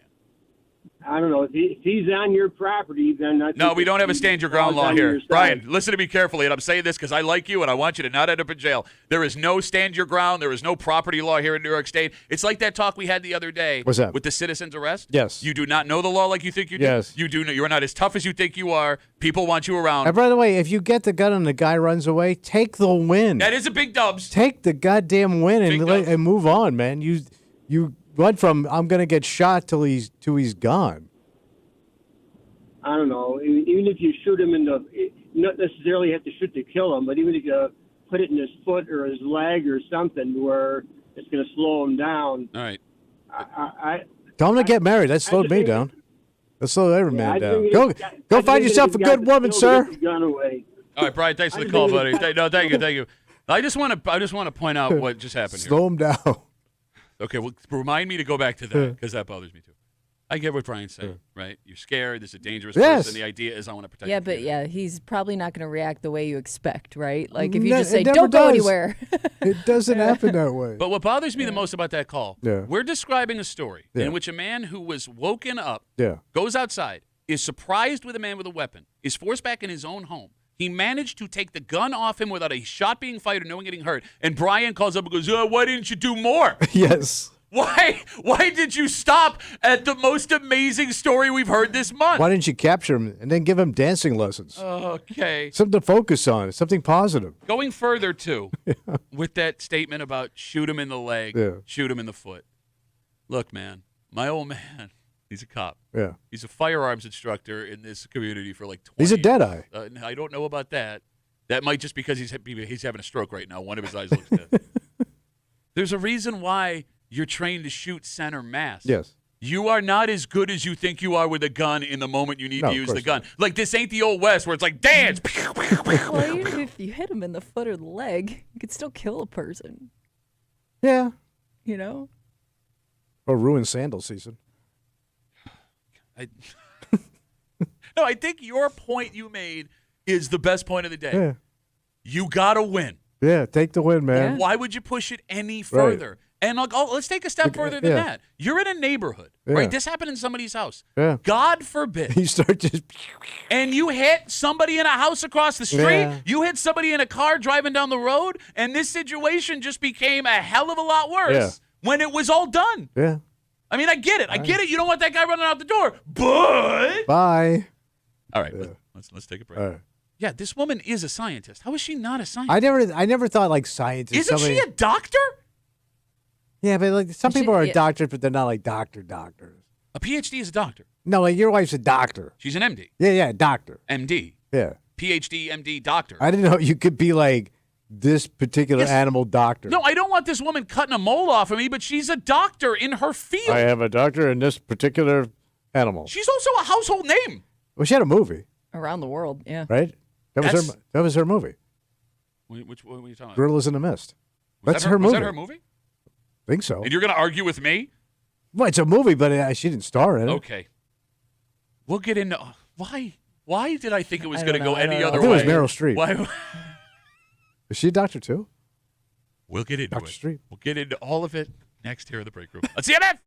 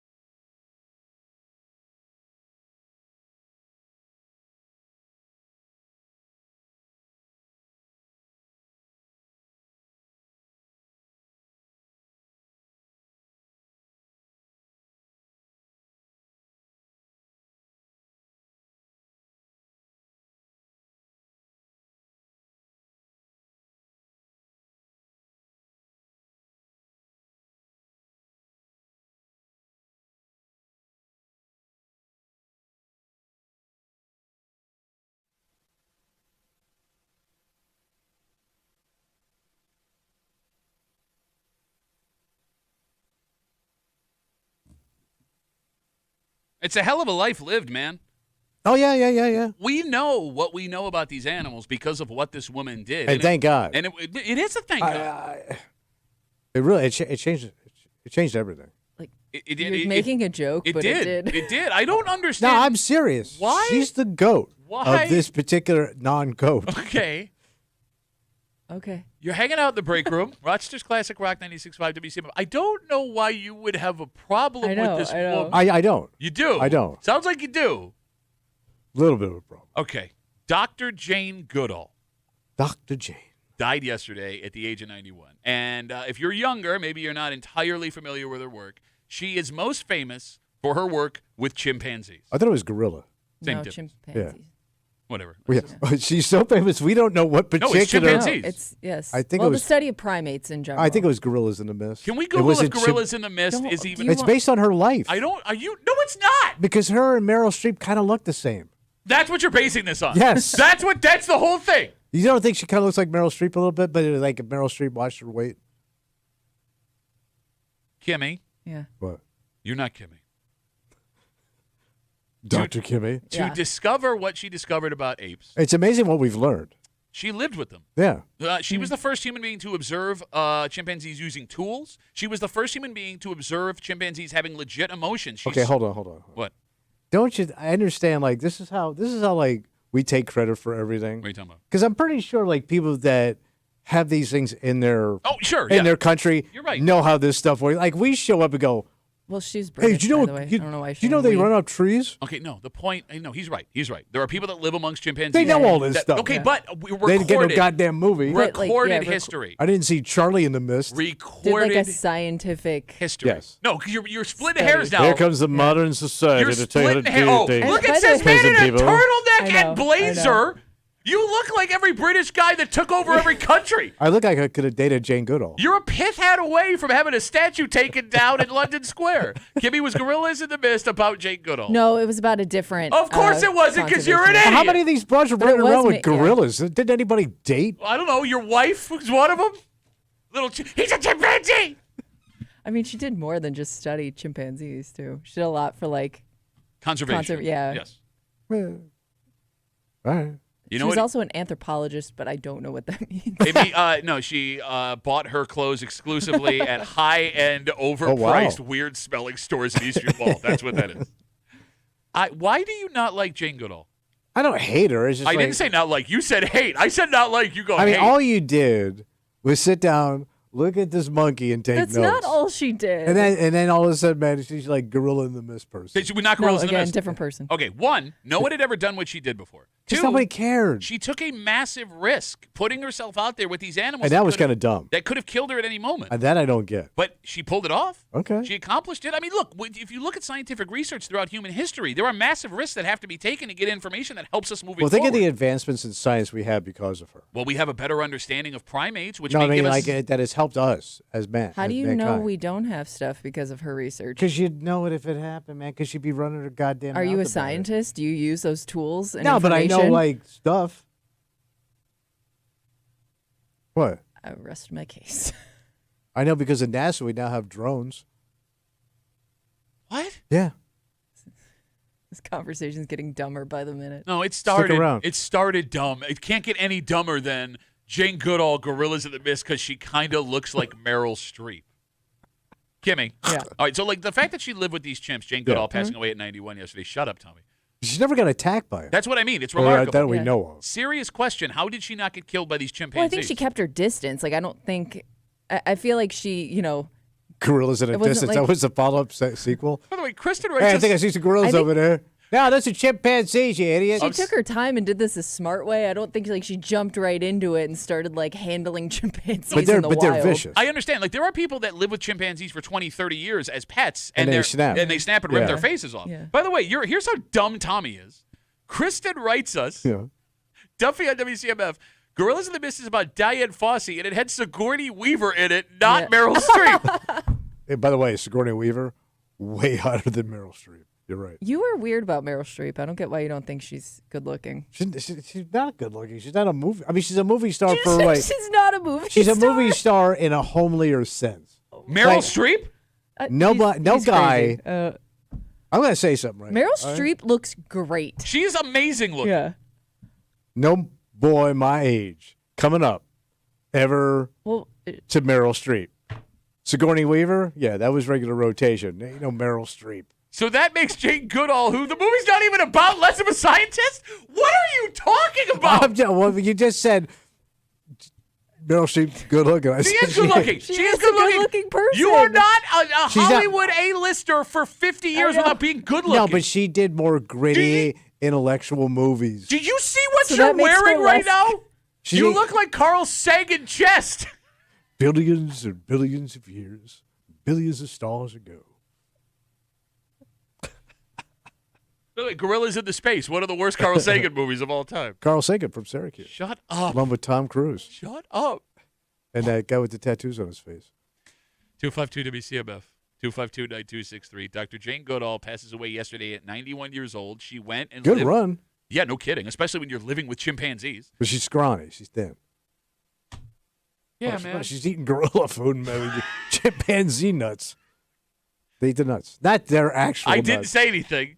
I didn't. There doesn't, everything was above board. Shut up. Kimmy? Yeah. All right, you got to live with one group of wild animals for a Ooh. month. Which animal are you picking? Well, something that can't kill me. So I give me guess. one. Give me one. One that you're interested in, but it will not murder you. And you also have to worry about other predators coming after that animal because you you're could right. be. What about like giraffes? What, don't Do like, they have a lot of predators? Don't cheetahs go after giraffes? I don't know. Do they? Maybe the babies. She'd go after everything. I'm not talking to you right now. You're on timeout. You're on Gorillas in the Mist timeout. Why don't you I'm stand thinking over of the something that looks cool but also gentle. mist? Okay. Cool and gentle. Like I love elephants, but they could get dangerous. But you can form a bond with elephants, though, right? yeah, Like I know, elephants I are know. super smart. I would love Do you to think- observe elephants. Do you think you're charming enough to win over a group of elephants? I would hope so. All right, Tommy, you got to live with one group of wild animals for a month. Which one are you picking? Does it have to be on the ground or can it be in the water? What do you want? You're going to swim for a month, Well, you idiot? you could like- live on a boat, I guess. What are you going to follow? Well, I'm trying to thinking big but gentle, and they don't really have anybody that F's with them. Okay. It'd be a manatee. Okay. Because like they're huge, but they're too big to F with. So Tommy's going to hold his breath for a month. I do every night with your mama. Bitch, you're an idiot. Well, Do she gotta manatees turn that shower do on once in a anything? while. Like what? Like What's that? I guess why I did not see manatee. Well, I'm coming trying out to think your of mouth. something big but Yeah. gentle. Okay. Like a big. But you can't touch them, right? Like No, they're very. Well, he's doing scientific research, so I guess it'd be okay. No, to Oh, you see, can I touch thought like 'em. it was illegal to like mess with a manatee. It is, or- but you can. But they're comfortable Alright. around humans. Okay. Because when I was a kid, I told you we used to feed them in the canal when I was little. When we first moved to Florida. Sure. Can't do that anymore. Okay. Caleb writes us on Instagram. This is the one I was going to pick. What? He says panda bears are the best option. No, but I've seen us F up that Chinese student, man. Grab that It was backpack and almost grabbing killed the a kid. backpack, though. I Do- think. Will they hurt you? Yes. We looked this up. It's Goddamn very- bear. He got teeth, don't he? He got claw? He He got teeth and claw. He got claw, and he got a packet drawer. Yeah. Everyone got one of those. You never saw that? No, I've seen the The video. I kids forgot sit down, about it. and all of a sudden he almost pulls them through the No, you're right. through the bars. I've been watching It's, a lot it's of. rare and usually occurs when the panda feels threatened Okay. Or he sees a backpack or full it's of protecting food. its cubs. What about koalas? Are koalas nasty? I don't know. I can live with Koalas koalas. are kind of cute. They're cute, but I don't know. Again, You also they- have to live in Australia, and there's some dangerous stuff out Yeah. there. Oh, that's yeah. a good point. it's like Florida, but better accent. But there's nothing cute. There's nothing cute and not dangerous in America. You know what I'm saying? Like I'd love to hang out with like yaks, but those things will f you up bad. A yak? Like it's like a What are buffalo those- with horns. Oh, Like yeah, giant anything ass about horns. horns, I'm out. That's what What I'm are saying. those little, are they meerkats? What are those things that like Oh. pop out of the holes? Yeah, yeah. Oh, prairie dog. Prairie dogs. Okay. You want to hang Those out? are kind of fun. But how you gonna follow? You gonna go in their holes? I don't know. Just wait for them to come out. Gonna leave that one right Yeah, there. good. Well, you gave me the look like you were going there. Well, no, because you've said so many. Sometimes no, you go for the hole. I ain't go. Yeah. You've been saying so many stupid things. I love how you stop it. Meerkat hole vagina jokes, guys. Can't do that. We're not crossing that line. No. Meryl Streep isn't hot. Nobody rubbed one out to Meryl Streep. Put that on a T-shirt. Sell it in the Oscars gift shop. All right. Like this poor woman dedicates her life to science. What do you mean, Discovers poor woman? all of What's these wrong with things. her? Discovers all these things, and her eulogy in Rochester is wrong movie, not impressive. Didn't wear a doctor's coat and hold a beaker. That was a quote from you. Yeah. Yes. But he couldn't think of the word beaker. So it was Well, I don't know what glass those things are. thingy. Glass. No, it's like a thingy. scientist picture. Kane reminds us, we talked about this last week. What's Koalas have chlamydia, by the way, so just don't bang them. Okay. I thought they just came. I'm not kidding. I thought they just came up with a cure for that for koalas. Koala chlamydia? Yeah. Or is this known over there, koala media? I think that's at a brand of olives. But they sell it all these. Shut up. Let's take a break. I had a discount. No, I'm done. I'm done with the Jay Goodall conversation. May she rest in peace. And thank you for all your hard work. Again, you're making a joke. I don't get why. She legitimately. All right. Hey. I'm not even a chimp person. Way to go, Toots. So tough. Look at him. I know. Thin turtleneck with a blazer on. Yeah, Toots. But like, if you ever met her, he'd be like, "No, she's a very cool and like he would just his Guys, tune guys. would change. Guys, it's not funny. I'm serious. You know, I'm she looks like serious." every one of my mom's friends. Yeah, because she's old enough to be But one of smart. your mom's. But smart. My mom didn't have any smart friends. Okay. All right. Let's take a break. Come on. He's Let's just pump gonna the keep insulting people.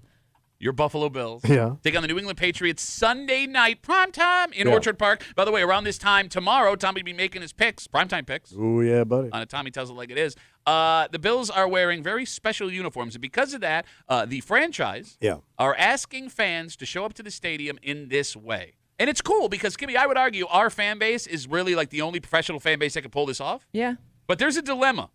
A serious dilemma that you don't think, Tommy, is all that serious. Okay. Because Bills fans, as much passion as we have also have a ton of superstition. We have a routine. You got it. And this is going to upset the routine of a significant number of fans in that stadium Sunday night. You can't figure this out. No. And what damage is it going to do? Nothing. Huge damage. No. We'll get into it next here in the break room. Let's see it.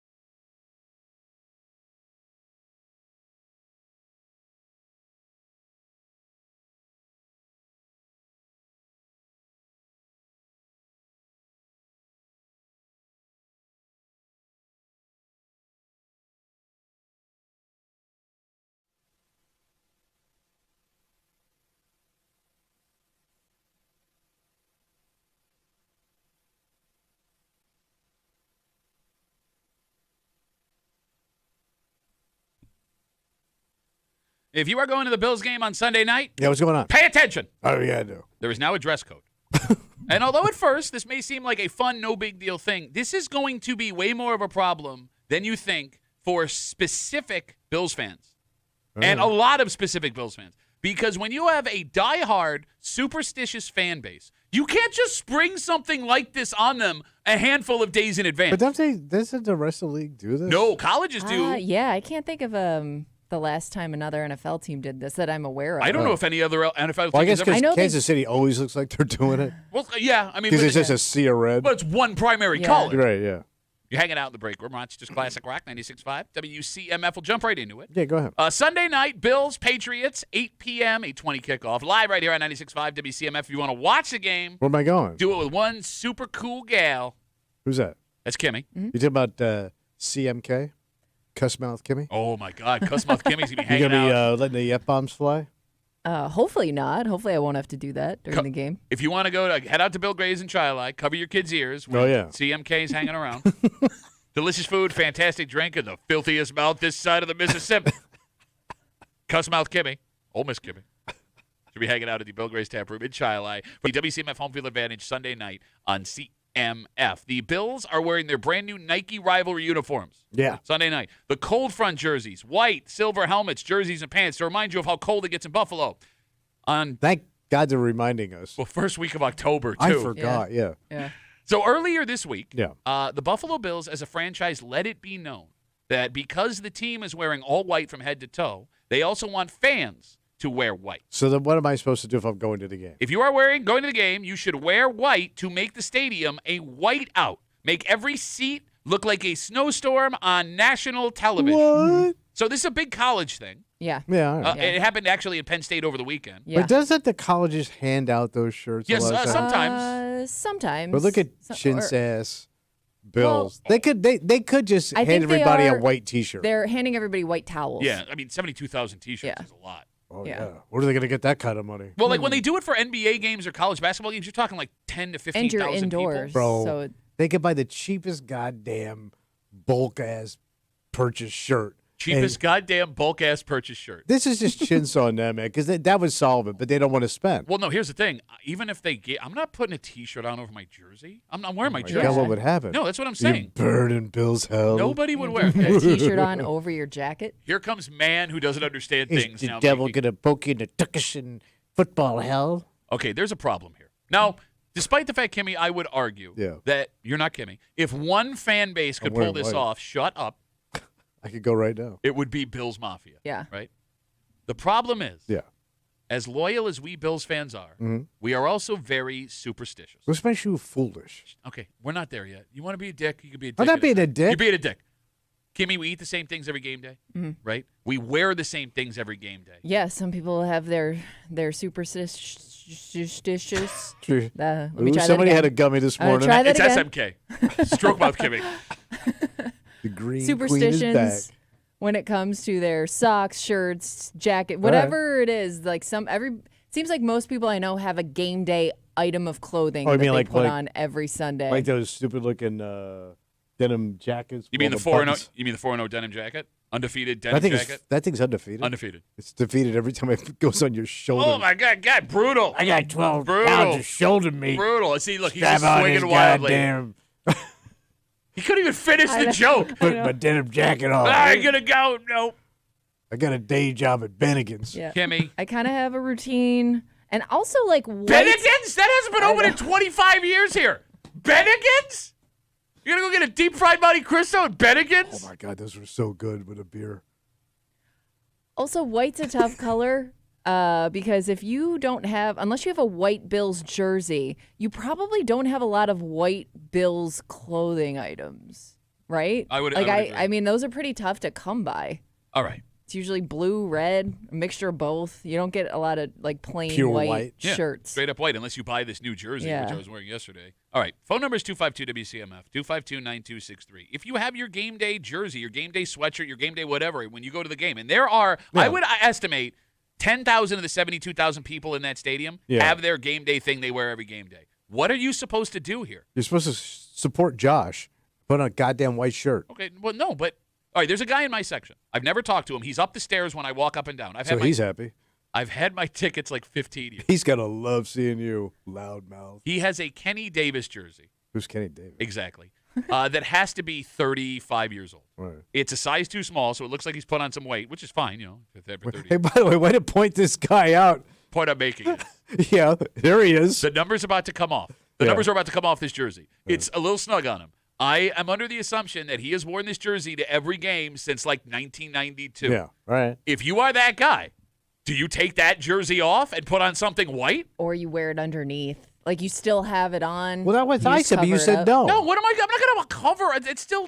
You ruin it. My husband has a T-shirt that he wears, but if it's cold, I mean, he'll wear like a sweatshirt over it. But as long as he has the T-shirt on, he feels like he's still in his normal, attire. You're going to ruin the event if you don't wear white. Well, that's the other thing, right? Like, yeah, I don't want to ruin it. Like, I don't want to be the only person in all blue in a sea of white. And they'll probably point you out too. Well, yeah. When I get to my section, are you going to be a dick about it? Because, like, here's the thing: I got season tickets, so I could be like, "Oh, bro, I've been here. I've been doing this when you were crapping brown, son, or green. You're probably crapping brown right now. If you're healthy. Hopefully, you're colon. You got good colon health. I think they put you on camera. Look at his dick. 252 WCMF. 252-9263. The Bills are asking fans to show up at the stadium Sunday night in all white for a whiteout, which is fine, except Bills fans are really superstitious. I'm going to say at least 10,000 of those people in that stadium have something they wear to the game every single game that is not white. And what do? What if you're wearing a heater jersey? A what? Heater jersey. The hell is a heater jersey? Here's how this works, all right? You wear a jersey to a game, for a game. The Bills win. So because you want them to continue to win, you have to keep wearing that jersey while they are on a heater. Like a rally jersey. No, it's a rally jersey is when you're coming from behind. Yeah. Stupid. All right. Like Ryan, my brother, he's got his heater jersey right now. I'm pretty sure everything he wears is pretty heated. It's sweaty and damp and stained. Ryan has been wearing his Ryan Fitzpatrick jersey since opening day. They haven't lost. Okay. Is he going to take that off to go to the game on Sunday night? Put on a white shirt? What if we lose? We lost because he took off his heater jersey. Well, if we lose, let's say he takes off the jersey, Bills lose. Does he continue with the heater jersey, or is the jersey done? Once you lose, the jersey's done. Doesn't matter. But even if you're not wearing it? Doesn't matter. Oh, okay. The streak has been broken. The heater jersey. Right. Why do you think lucky jerseys or hats or Zubaz pants are so stupid? Because it's just such a ridiculous thing to worry about, because it doesn't matter. Why do you hate? There's no connection between clothing and the team. Hey, you can't fix whatever you're gonna watch. You have nothing that you do out of tradition, even though it affects nothing. You just I have a routine. Are you talking the most regimented man ever who has to touch the doorknob 4 times before he leaves, or else he dies? Yeah, but other than that, I'm fine. Shut up. Bro, and you say it doesn't matter. You're right. It doesn't matter. In reality, none of this matters. We're spending a fortune to go watch millionaires play a child's game on national television. My point is, they could give you a T-shirt. No, you're trying to loop back around. I think everybody, you're looping back around. And I think my point is, if everybody was given a T-shirt, they'd probably wear it because it's a free T-shirt. I wouldn't wear that T-shirt. I'm telling you, I would not wear that T-shirt. Wear it? That's what I'm telling you. Put it on my back. No, don't you try and change the subject. I pay your salary. As Bills fans, any sports fan really, you put total control of your happiness that day, that week, that season. Yes, you do. In the guys playing on the field. I will never get tapped on my shoulder and told to go play tight end. So if in my mind, I am contributing in some way to how well the team is doing, if I can pretend that I have some semblance of control, why would you take that away from someone? Because they want to look cool on television. No, I'm asking you, criticizing those people. Why would you want to take that away from someone? Because you're a goddamn fool. That's why. You're a grown-ass man. Put on the shirt that they tell you to wear and go down there and be an independent sports fan. I would argue spending hundreds of dollars on these tickets makes you a fool in the first place. I love it. It's fun. Well, you get joy you're out going of to it. do it. But if we're going to talk about things that don't matter, this does not matter. But I always thought y'all were so into this sport that you would do whatever they tell you to do. No, I'm not a robot. Well, you kind of are. Am I kind of a I mean, you robot? robotically go down there, do the same thing every time. Says, man, you sit in the same seat and mock that other guy. That's my season ticket. I'm not mocking him. I love that Kenny Davis jersey, and I would buy it off his back if he would let me. Yeah, but it sounds like it's a little tight. Yeah, it's gonna be hard getting it off of him. It is going to be interesting to see how good NFL fans are doing this. Because you're right, like college, no problem. It seems like teams will stripe the stadium. They'll do all sorts of designs. You have to explain that to Tommy now.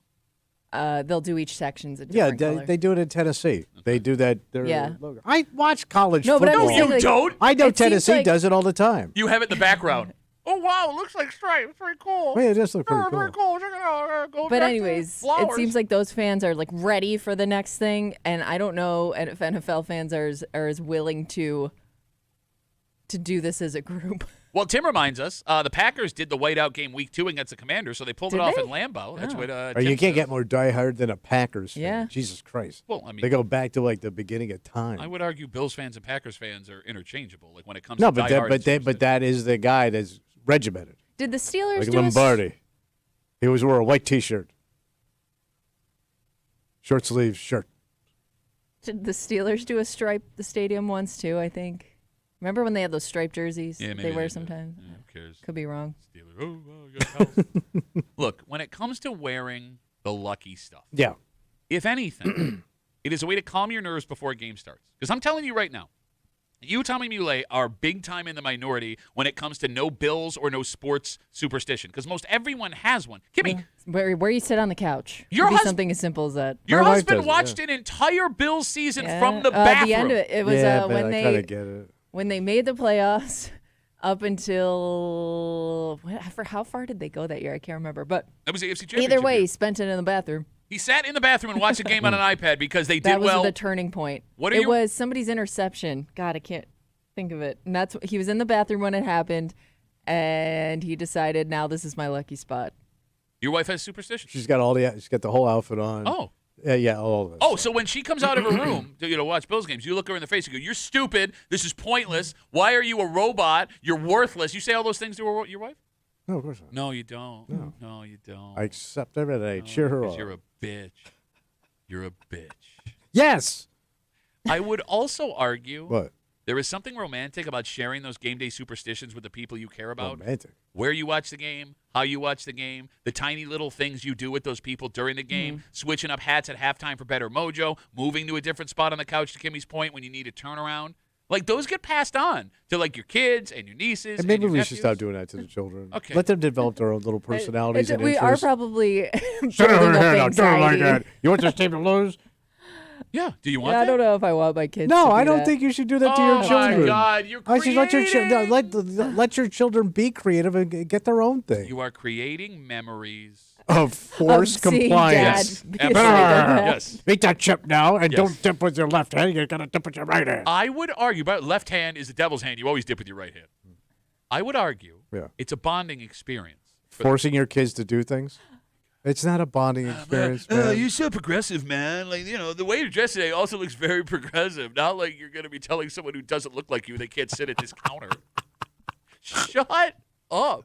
You are so miserable. What made you so miserable? You know what's fun? You've Being had a told what to do while I watch a game. That's fun.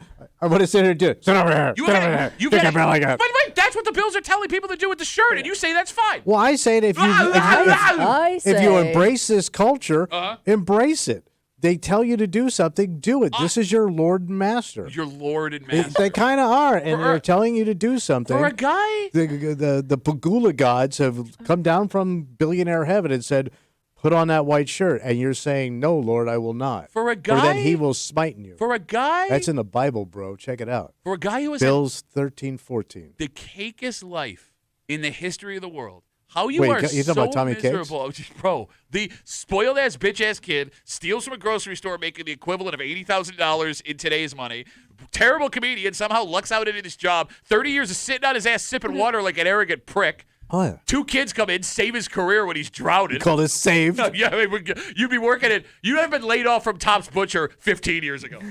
15 years ago. Wait, 50 years before I met you? Exactly. And then you're going to sit here, hey, why would you do anything fun? You got to be serious and go forward, even though I've never had a serious day. You are a piece of crap. You're a giant piece of crap, and nobody likes you, and you're ugly. Let's take a break. Go ahead. Okay. Things are about to get interesting in the state of New York. For what now? Well, it's medical. This is being pitched as medical. However, people that don't want this are saying there is nothing medical about it. This is a backdoor and a Like a, how do I put this? it's a medical thing that you're trying to slip in? They are trying to make this legal to use Oh. for certain medical issues. Nice. And there have been several studies done that show some of the hardest things to treat when it comes to mental and physical pain can be treated with this. Then what are we waiting on? Well, there are those who are arguing, one, the science is not what we think it is. And two, this is a gateway to these actually being legal recreationally, which they don't want. Bring it on. But we could find out soon if these, which have been illegal in our area, in the country forever and ever, might be coming. Nice. We'll tell you what it is next here in the break room. Let's see you,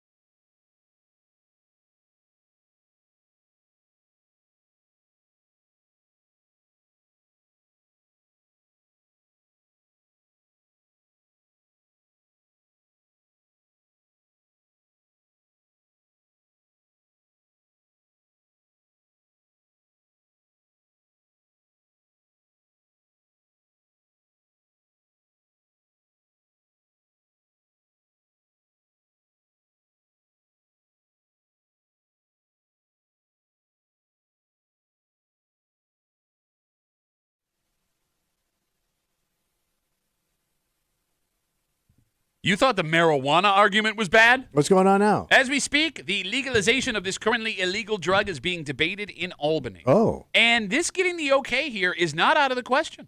In fact, we wouldn't even be the first state to legalize it in this capacity. Okay. But how it's legalized to begin with is important here because this can go one of two ways. And one of those ways would have a very different effect on New Yorkers than the other. Damn. You're hanging out in the break room, Rochester's Classic Rock 96.5, WCMF. We will jump right into it. On Tuesday, state lawmakers had their first public hearing on legalizing psilocybin therapy in New York. What is it called? Psilocybin? Shrooms, bro. Shrooms? Shrooms. So Mushrooms. Okay. You got it. Magic mushrooms for medical purposes. So supporters of the therapy say that studies have shown this treatment can help with several different medical issues, from cluster headaches to depression to PTSD. So it can relieve pain. This is what the people are saying. New York would also not be the first state to give this a medical green light. Right now, both Oregon and Colorado have legalized psilocybin for medical use. But you have to eat it with fettuccine. By the way, you make it sound like a bad thing. That would be delicious. Man, you can eat fettuccine and copper buzz. So here's the thing. If you have a medicine that can potentially treat PTSD, cluster headaches, and depression, 3 things that are notoriously hard to treat, it seems like a slam dunk. What are we waiting on? Not everyone is on board with this idea. Of course not. So, God forbid. There are several critics. Some of the critics argue there needs to be more research done on the actual effects of the drugs versus the long-term side effects they may present. Other critics say that medical legalization will lead to doctors just handing out prescriptions to anyone, and they say that's what happened with medical marijuana. Mm-hmm. There are other folks who are arguing this is just a Trojan horse. It's the first step into legalizing recreational magic mushrooms in New York State, which they think would be a disaster. Terrible. So the phone number is 252-WCMF, 252-9263. Are magic mushrooms for medical treatment a good idea in New York State? You're looking at me? I'm asking. Well, you know I'm pro-drug. Like, I don't know why we limit any of this stuff to anybody. It's somebody's goddamn business. Well, I mean, it can be. No, if you misuse it, that's on you. We have laws in place that if you F up, you take responsibility for it. But, like, how can you have a drug that can relieve pain? And sounds pretty natural to me. It's a frickin' mushroom. Like, go, nah, you know what? Take these chemicals over here instead. All right, well, no, I got a serious question. Is the psilocybin that would be used medically, is that a synthetic or is that coming from, like, the ground? Sounds like it's a mushroom. You base that on nothing. I thought that guy played for the Sabres. Psilocybin? Yeah. Psilocybin! He scores! No, I'm asking sincerely. Is this now he's high. Is it? I'm not sure, but this is being recommended by doc. Like, how are you getting it? I guess. So this would be a prescription. Medical. It would have to come through a prescription. And again, there are studies that have been done, but the folks that are anti this say there's not been enough research done. Look, we just don't understand enough about these new things you call mushrooms.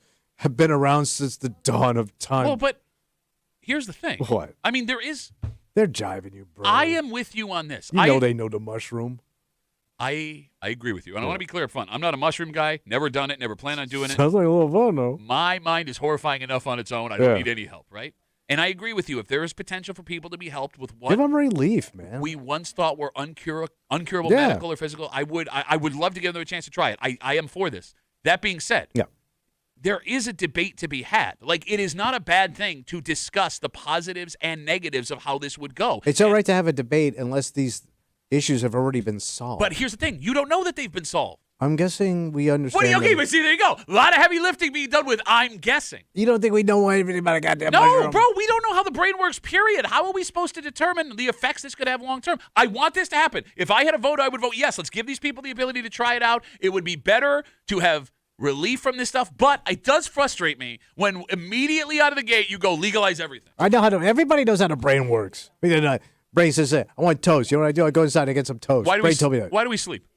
Because my brain says go to bed. No, that's just it. You're tired. We have slept since the beginning of time. No, you stayed up late watching that Bills game Sunday night. Now you're dragging ass. Your brain says go to bed. Scientists still don't understand why sleep is necessary. It doesn't make any sense. It repairs your body. Okay, but it doesn't make okay. Now we're going off on a tangent. I'm sorry. The point I'm making is For you to say science understands everything about this is stupid when you don't understand that jacket is a different color than the pants you're wearing. Why can't I just rush through some stuff so I can get the fun stuff? All right, the phone number is 252-WCMF, 252-9263. Let's talk to David. Hey, David, how are you, buddy? I'm doing good today. How are you? Good, man. What do you got for us? So, I live with a condition called trigeminal neuralgia. Okay. The trigeminal nerve is the main nerve that comes out of your brain stem and controls all sensation in your face. It's caused generally by an artery that's pressed against the nerve. Okay. And through your lifetime, every heartbeat, that artery pumps. Every pump against that nerve starts to wear against the shield.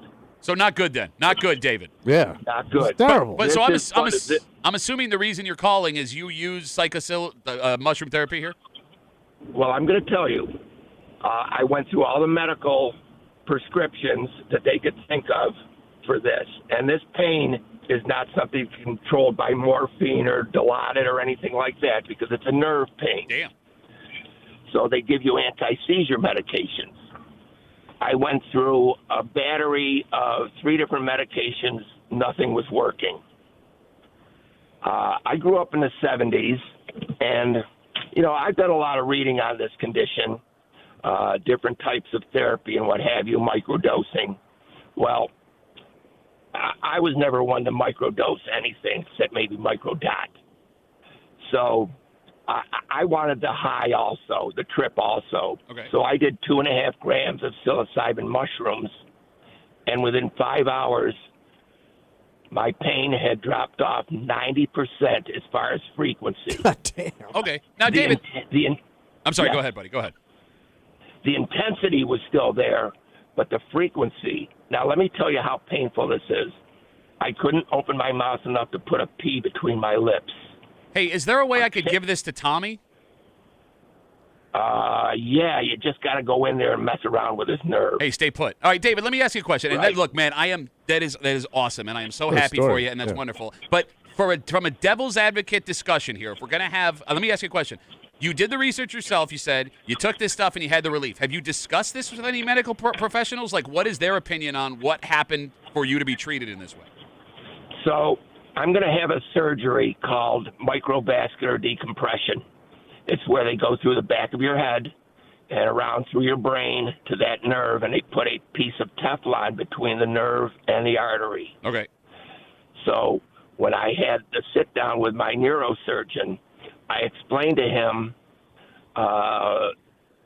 the benefits that I found from the psilocybin, and he said he was not surprised at all. It's a very powerful drug, and more should be done as far as research. Okay. All right, David, I want to take some more calls, but I'm glad it's working for you, buddy. Thanks for the call. I appreciate it. You're welcome. Have a good day. You too. There goes It's a David. miracle for this Okay, guy. it worked for him, but here's the thing. Not everybody agrees. Well, I didn't hang up on David. David, I'm sorry. Not everybody agrees. All right. Hachiroka writes us on Instagram. What's he saying? Duffy and WCMF. He says, yes, just what we need. Easier access to even more drugs to impaired drivers across the state. Oregon has almost everything legalized you could think of. Colorado isn't too far behind. They are not good examples to follow. Well, that made Your mic's off. That made absolutely no sense. I mean, I get where he's coming from, but at the same time, if I'm talking to anybody like David that we just talked to and they're going through this pain and It's a there's living something, nightmare, man. I want to help the people that need it, no matter what It's chronic the effects pain. could be. Yeah. You go to bed with it. You wake up. It's just constantly. I want to give people the ability to try it, Yeah. I guess. How about just give people some freaking mercy? 252 Give me that mercy mushroom. 252 WCMF. Mercy me. On Tuesday, state lawmakers had their first public hearing legalizing psilocybin, that is mushroom therapy. Mushrooms, bro. There have been studies that show, you just heard David talk about what he's going through. Yeah. It can treat things from cluster headaches to depression to PTSD. New York State would not be the first to legalize it. Oregon and Colorado, as you just heard, already have it for medical purposes. But folks who are against it say that the studies are not comprehensive enough. There needs to be more done. They argue that this is just a backdoor way to eventually legalize it recreationally. And they argue that if they did it medically, that there would be plenty of doctors that would just write scripts to people who want to go trip balls. It is funny, like the argument that the fear of people self-medicating with illegal drugs would be worse than them getting drugs legally. Because and I don't. How do we medicate ourselves now? That's my point. And take away the prescription. What I mean is, folks that are dealing with depression, PTSD, alcohol is a major self-medication. Oh yeah, right? probably number one. And other addictions can ruin lives and make those medical situations worse when you are trying to treat PTSD, depression, things like that. I also find it weird. There's two worlds of mushrooms. There are people that don't take them, have never taken them. Yeah. That look at it as this thing that nobody talks. It's dark thing. Everyone I know that takes shrooms or has taken shrooms openly talks about it almost as if they're legal. Okay. It's a weird side by side. Kind of in the way it's out in the open. Yes. Might talk about marijuana. You're saying exactly. Yeah. Yes. It's very strange because I'll be with a bunch of stuffed shirt people, and if that were to come up, oh my god. And then you'll be around a bunch of other people, and you can't tell the difference between the two. No, you can't. And they'll just have open conversations about the experiences they've had on these things. I told you, we were at a restaurant, a guy was talking about it, our waiter. Yeah. It's very strange. Yeah. Depending on where you are, how these things are viewed. 252 WCMF. Let's talk to Bill. Hey, Billy boy, how are you? Good morning. Your previous caller hit the nail on the head. It's about the dosage. So when you microdose, you have enough psilocybin to actually have some benefits to health, PTSD, and other mental health conditions. But it's not enough to actually have you feel the effects of the drug and say, quote unquote, tripping balls everywhere. Okay. So if John Hopkins has been doing research for about 2 or so decades. What's he saying?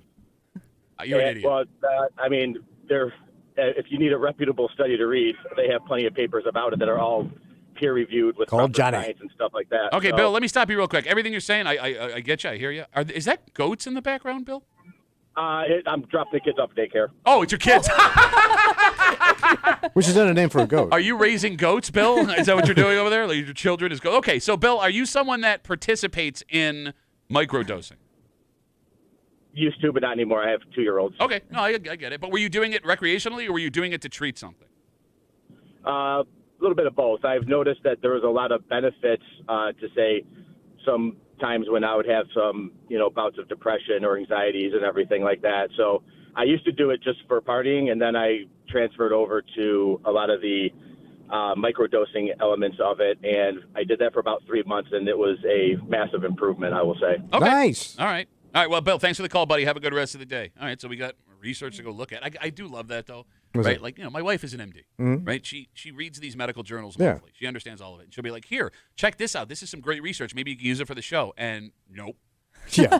How do you pronounce this word? No idea. No, it's not even pronouncing word. It's too deep. And all of these studies exist, right? It's medical deep. Exactly. I don't understand what. I know I'm not smart enough to translate. Is that what you're saying? Yes. You read this and you speak stupid to me and tell me what it says, please. Thank you, my lovely Dr. Wife.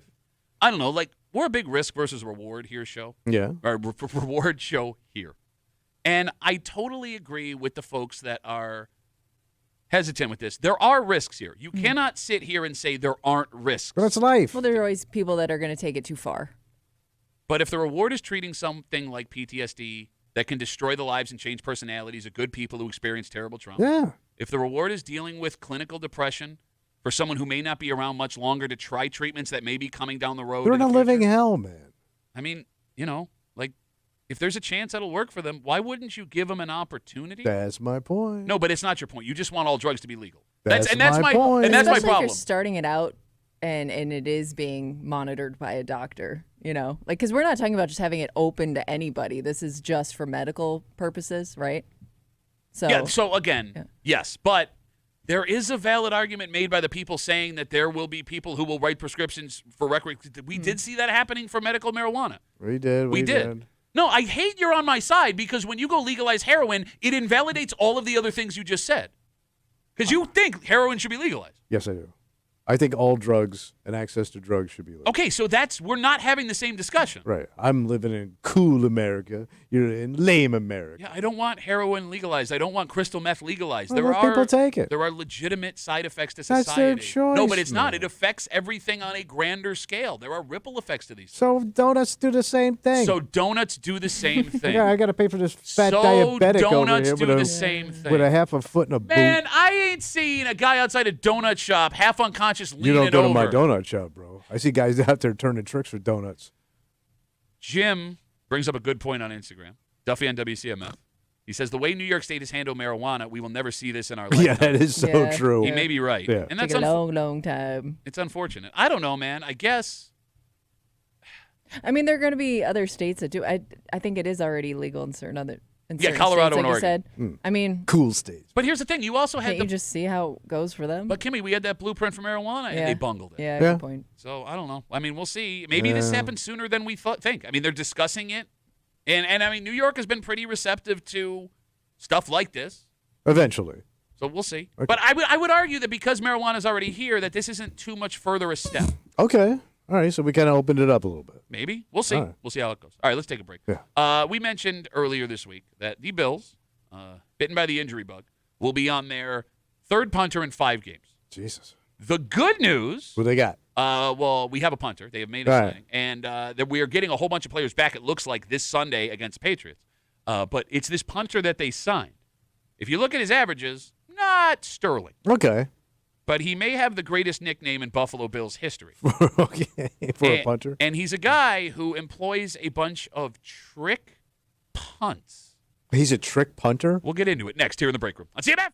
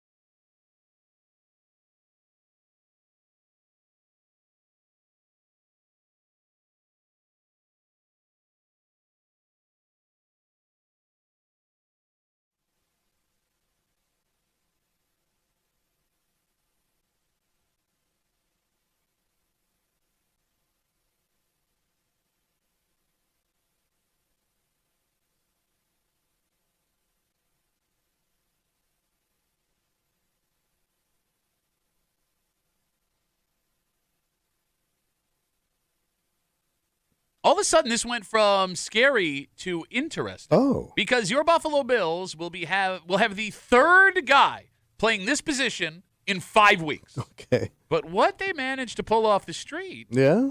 All right. You're hanging out in the break room. Rochester's Classic Rock 96.5. WCMF Bills Patriots Sunday night prime time live right here on CMF. Kimmy will be at the Bill Gray's Tap Room in Chi-Li. What are you talking about? CMK? Who's that? Cussmouth Kimmy? Cussmouth Kimmy will be there. Oh, she'd be cussing it up. Delicious food, fantastic drinks, and all the F-bombs you can handle. A lot of cussing. Kimmy, Bill Gray's Chi-Li Sunday night with your friends from CMF. So Bills had a punter opening night. Mm-hmm. He did not perform to their standard. They cut him. Right. They then signed Cameron Johnston. He had his leg obliterated last week against the New Orleans Saints. A week after he had his leg obliterated against the Miami Dolphins. A season after he had his leg obliterated and had a season-ending knee injury in Pittsburgh. I guess punting ain't for him. Yeah, so he's going to miss some time. So the Bills needed a new punter. So who'd they get? They went out and signed a man named Mitch Wishnowsky. Excuse me, I'm sorry. Wishnowski? It's hard to say together. Mitch Wishnowski. It sounds like one word. He's the Polish punter. Nope, Mitch Wishnowski. He's Australian. Yeah. But it could be of Polish descent. Oh, sure. Yeah. With that kind of name, that's got to be. All right, so he's an Australian soccer player? Mitch, Nobody Australian said soccer football. player. Australian football. He played Australian football. Oh, he did? Yeah. That's soccer. Oh. No, it's not. It's different. Oh, is that the Is one that- where they do play a football game? Yes. You're right.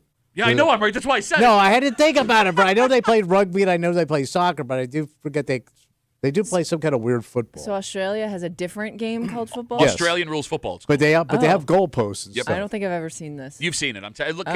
It looks like rugby and American football combined. Oh, Yeah. interesting. So, by the way, this is the second consecutive Australian punter the Bills have signed. Cameron Johnston, also Australian. Damn. So Are I there don't a know. few of them out there? Yeah, on account of the punting, like in the Australian rules football. Oh, gotcha. So, but what's interesting about Mitch Wishnowski, Wishnowski? Like a schnoz, like Wishnowski? I'll be honest with you, I haven't heard anyone say it. I've just been reading Schnoz? it. I have no idea. All right. When it comes to how far he can punt, not all that exciting. He's about league average. All right. But That's fine. We'll take average. he employs 3 different kinds of punts that he uses depending on the situation. Oh. And I know that How everyone. else can you punt a football? Apparently multiple ways. Well, he broke it down in an interview when he was playing with the San Francisco 49ers, which he did for 6 years. No. The 3 types of punts that he uses.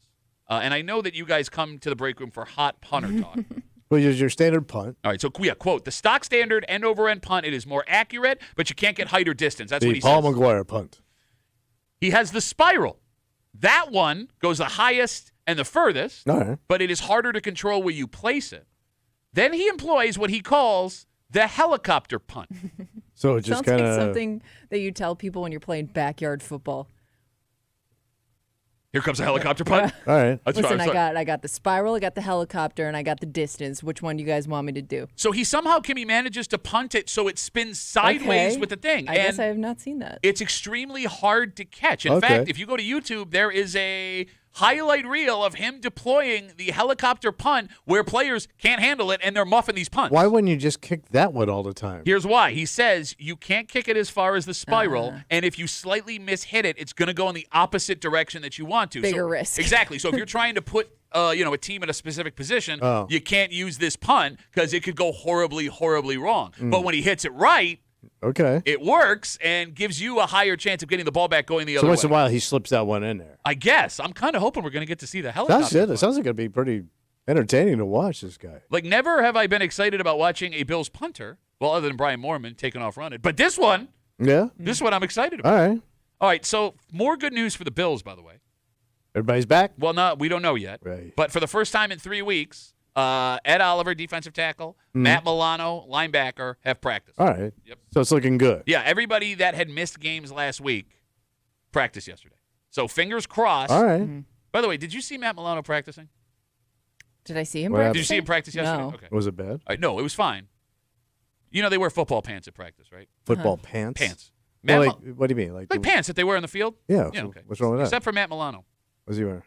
He was wearing what looked like they had the stripes and everything on it. They were like bicycle shorts. So Oh. there's God, what college team was I watching over the weekend? All the guys on the team had like shorter football pants, and it was like a uniform thing. Like they So it's probably easier to work out in. they Less weren't as restricted. long. They weren't like they didn't go to the knee like the other pants. So they're like do. shorts, but like Bro, compression. Like they're shorter than like my wife's yoga shorts. Like Jenna Well, Cottrell. you wear short shorts, bro. These are shorter than my shorts. You did see it a little bit at training camp too. Some of the guys Probably me. practicing that, but I just thought that's because it was really hot outside. No, Yeah, they're probably easier to work out in. Jenna Cottrell shot a video from 13 Wham of him back on I practice. thought you meant she was wearing short shorts. Nope.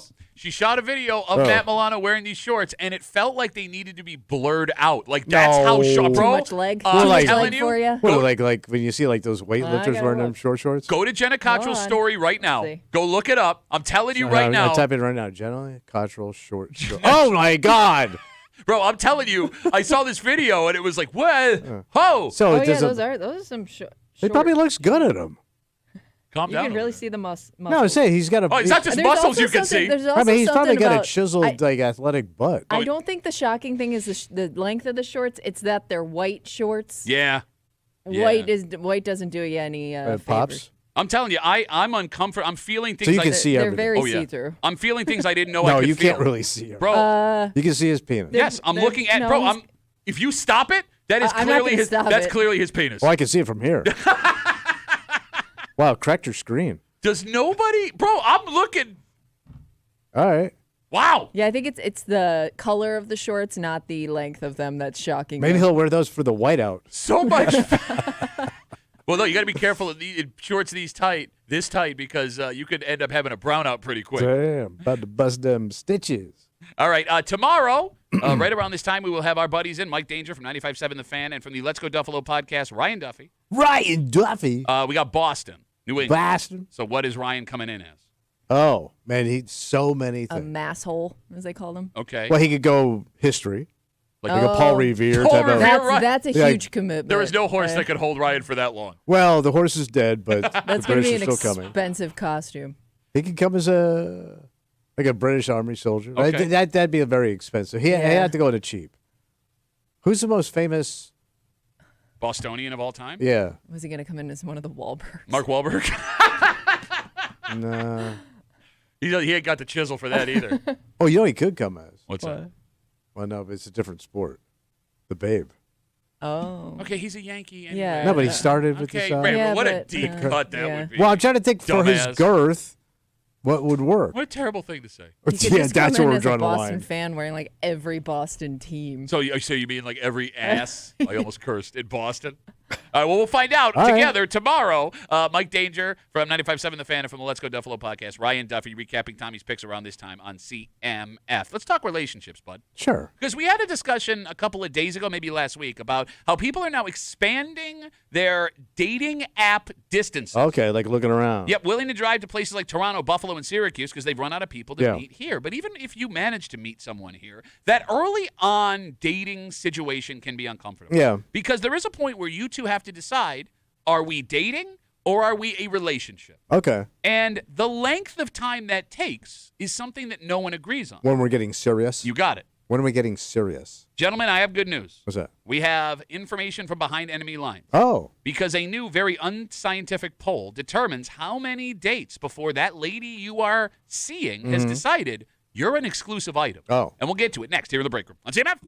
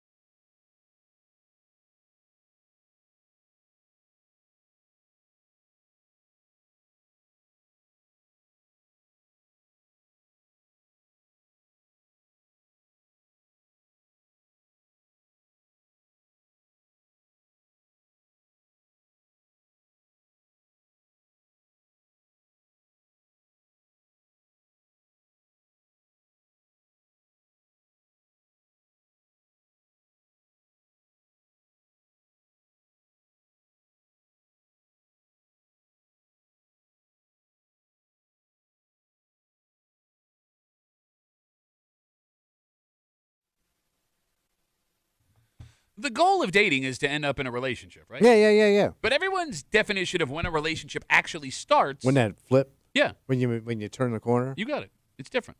Because it seems that women, they do have a timetable. Oh, yeah. Where we men need some kind of negotiation to determine when what we are doing is officially official.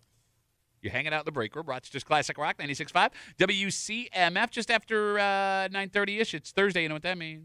Oh, yeah, we're going to bitch it out, buddy. Bitch Voice Theater coming at you. And, there's plenty of stories of professional athletes that have, like, a ton of kids. Yeah.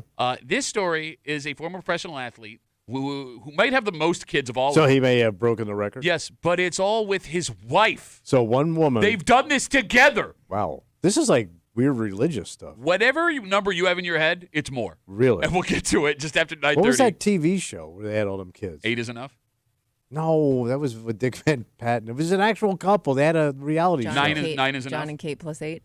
Yeah. But I think there was another family with even more than that. No, there was like a whopper-ass family. Yeah. Oh, that was what it was called, the whopper-ass family. Yeah, whopper-ass. Started with 8, and then they found a family with like 10, and then they went to By the way, nothing kept getting bigger. Kimmy, nothing says relevant, fun show like a man in a turtleneck and a blazer going, no, that was Dick Van Patten. What an actor. You're dressed like Dick Van Patten today. You could do worse, my friend. We'll get to that. Not Dick Van Patten, the other thing. Just after 9:30. Oh, you could do Dick Van Patten back in the day. In the break room on CMF. Tommy? Yeah, buddy. I have in front of us a study. Yeah. And right up front, I'll let you know, it's not a very scientific study. Yeah. They asked 100 women how many dates you have to go on with a guy before you expect them to be exclusive with you. We are now in a committed relationship. Tommy, would you like to guess how many dates women replied? On average, it was exactly the average, and it was the most common answer. Like you're a thing now. After 5, damn it, I'm sorry. I'm going to say 4. I do. I screwed it up. That's all right. 5 dates. Okay. Women expect you are now in an exclusive relationship. Yes. Okay, that gives it. I picture that to be a little over a month because maybe you're going on a date once a week with somebody. Okay, yeah. You know, every Saturday or something. All right, Tommy, is 5 dates enough dates where you are now exclusive with a woman? I would feel no. No. You need more. No. And I can remember like being told, like I pushed it too far with this one chick I was dating. So I was like getting ready to go downstairs and do some business. I didn't think we were going there. And she said, I told you this, right? She goes, oh, I only do that with people I'm serious with. I'm like, okay. No problem, lady. Well, she gave you the munch pass. The munch pass. Like, I only do that with people I'm serious with. By the way, this chick was a skank, man. And you're going down. Yeah. What are you thinking? I wasn't. What are you Okay, but like also, did you take offense to that? 'Cause- No, I was getting ready to go. Okay. I was But she getting didn't ready to want go you lick for some some Florida reason. clam here. Okay. And like she gave me the pass, man. I'm like, good. How did we go from 0 to 100 I don't that know. quick? No, but I think I told you the story before, Yes, man. I remember now. It's still startling every time I hear it. But she was a little cutie, dumb as dumb. Dumber than my sister, and she set me up with her. But she was By the way, I adorable. also gave Tommy the wave off. But bro. I only do that with brothers I'm serious with. But you know what I'm talking about. Okay. Dumb and delicious. I would like to get away from what Okay. you're talking about. Yeah. How many dates before you believe it's time to be exclusive? Now I'm thinking like we're gonna go for a while here. What's a while? 3 months. Before you're exclusive. Like this is my girlfriend. 3 months of casual yeah, dating. I know that's a long. I feel like that's a long time to Yeah, not it have is. to not put a label on it. Why you label know? things? Keep looking around. So you're saying But I think after 3 months and you like this person enough to keep dating them for 3 months, like it almost happens naturally. Like you just stop looking around. Like Yeah. maybe you go into it thinking I'm going to keep my options open. We don't really know each other yet. But then after a while, I think you start to close those other doors just because you realize you like this person or you're comfortable with this person or you get into kind of a situation where you're both now exclusive and it just happens naturally. I always feel like how long you hang at the house. Like, let's say she comes over on a Friday. Yeah. And she's out of there Saturday morning. Okay. Or let's say she's there until Sunday. Like Okay. she hung for the weekend and some of her stuff is there. That's kind of an indication that she thinks this is a relationship. As soon as she starts leaving stuff behind. Okay. Like you keep she's saying she. Well, yeah. Well, yeah. This is it asks women, so I mean we're going based but on I mean, women. but I'm Well, saying you're but- asking me. yeah. right, but Well, no, I'm that's sa- why she said that. I mean, if Moose leaves his stuff over, yeah, I guess he's coming back tomorrow. Okay. I see All what right. you're saying. So I want to talk about something the debate you guys are having, because it illustrates a huge difference between men and women in relationships. Before we do that, Kimmy, is 5 dates a reasonable expectation to be exclusive with a man? I think 5, you've now established that you both like each other and enjoy each other's company enough to keep this going. Oh, no, but we're not talking about keeping it going. We're talking about Yeah, shutting but everything else down. I guess She's at got that her point hooks in you'd want to say like, all right, where are we going from here? Because if the next step is let's be exclusive, then that's probably around the point where you would make that decision. Okay, so this study and the discussion that Tommy and Kimmy are having, and they're having two different discussions with each other at the same time, Yeah. highlights what might be the biggest difference between men and women when it comes to starting a relationship.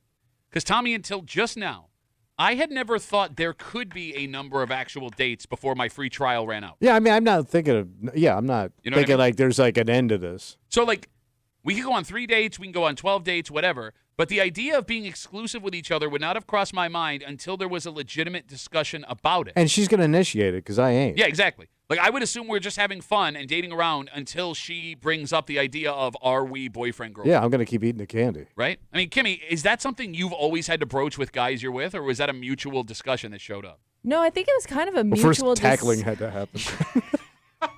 I got him! Get here.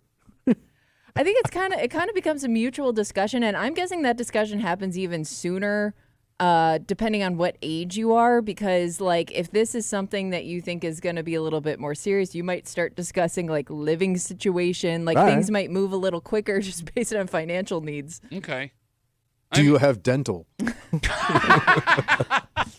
Look, I mean, there is going to be a moment where you realize, even if the discussion hasn't been had, it's coming. And I think you're right. Stuff being left behind is an indicator of that. Sure. You're starting to hang out unplanned. Okay. You know, it's not just like, let's go out to dinner and this, and this. Now it's like they just start coming over and we'll see where this goes. Maybe we spend a couple days together. I don't know. You know, coming to a mutual decision that you are in an exclusive relationship with someone is always one of the hardest and most awkward things to do, because it happens in one of 3 ways. And the phone number is 252-WCMF, 252-9263. The first one is the what are we discussion. Okay, what are we? What are we? What are we? What are are you we? still seeing the people? label. Yeah. Yeah. Okay, that is so not fun. Yeah. And for a lot of people, it's the dump or get off the pot moment that you have been avoiding, Yes. right? And it can also get folks who aren't sure to agree to mutuality so you don't hurt the other person's feelings, because you're staring them right in the face when this discussion happens. Like, what are we? And I don't want to hurt you. I like you, but at the same time, the second way this happens is what I like to call the girlfriend proposal. The girl proposal? Will you be my girlfriend? Like, straight up just ask. Wait, I have to say that to her? Well, that happens. That's how you put a label on it, right? Like, and it sounds stupid if you're over 12, right? Yes, it really But that does. means we're now not seeing anybody else. Exactly. But I have to ask. That you know about. I have to come out and say, will you be my girlfriend? And, like, it was always weird to me when this happened, like, when I made that decision, because, like, I always felt like, do I have to get you something? Do we have to create some kind of memory? A moment. How sure, when you would ask that question, how sure were you that she was ready to do that too? If she kept hanging around, I assumed it was a yes. Yeah. And I was always right. All right. That's what I'm asking. Because I got it. The third way is out of nowhere referring to them as your girlfriend or boyfriend. Oh, in casual conversation. Yes, around someone else to see how they react. Oh. But And- that's a big meatball you're leaving out there. Look, it's the easiest way. Yeah. It can also be the most embarrassing way. Yeah, that's what I'm saying. If either they go, oh, no, or they pull you aside after and go, hey, listen. Right. But it can also happen though because you don't know how to introduce that person. Like, you might feel awkward saying this is my friend, even though you've been dating for like a little while now. But if I'm bringing you so I don't want to around- offend you by saying this is my friend either. But if you're bringing her around to these other people, that kind of gives her the indication that you're a little bit more exclusive. Because usually I don't bring them around. Oh, no, I would bring chicks around I was just hanging out with. Yeah, All the I time. know. Like I know. to meet your friends and stuff. Yeah, They whatever. came over for the heat. I mean, if we're just hanging, yeah, she's coming. Maybe something happens. No, I after never where brought they're them not around. there. Yeah, I don't really. Okay.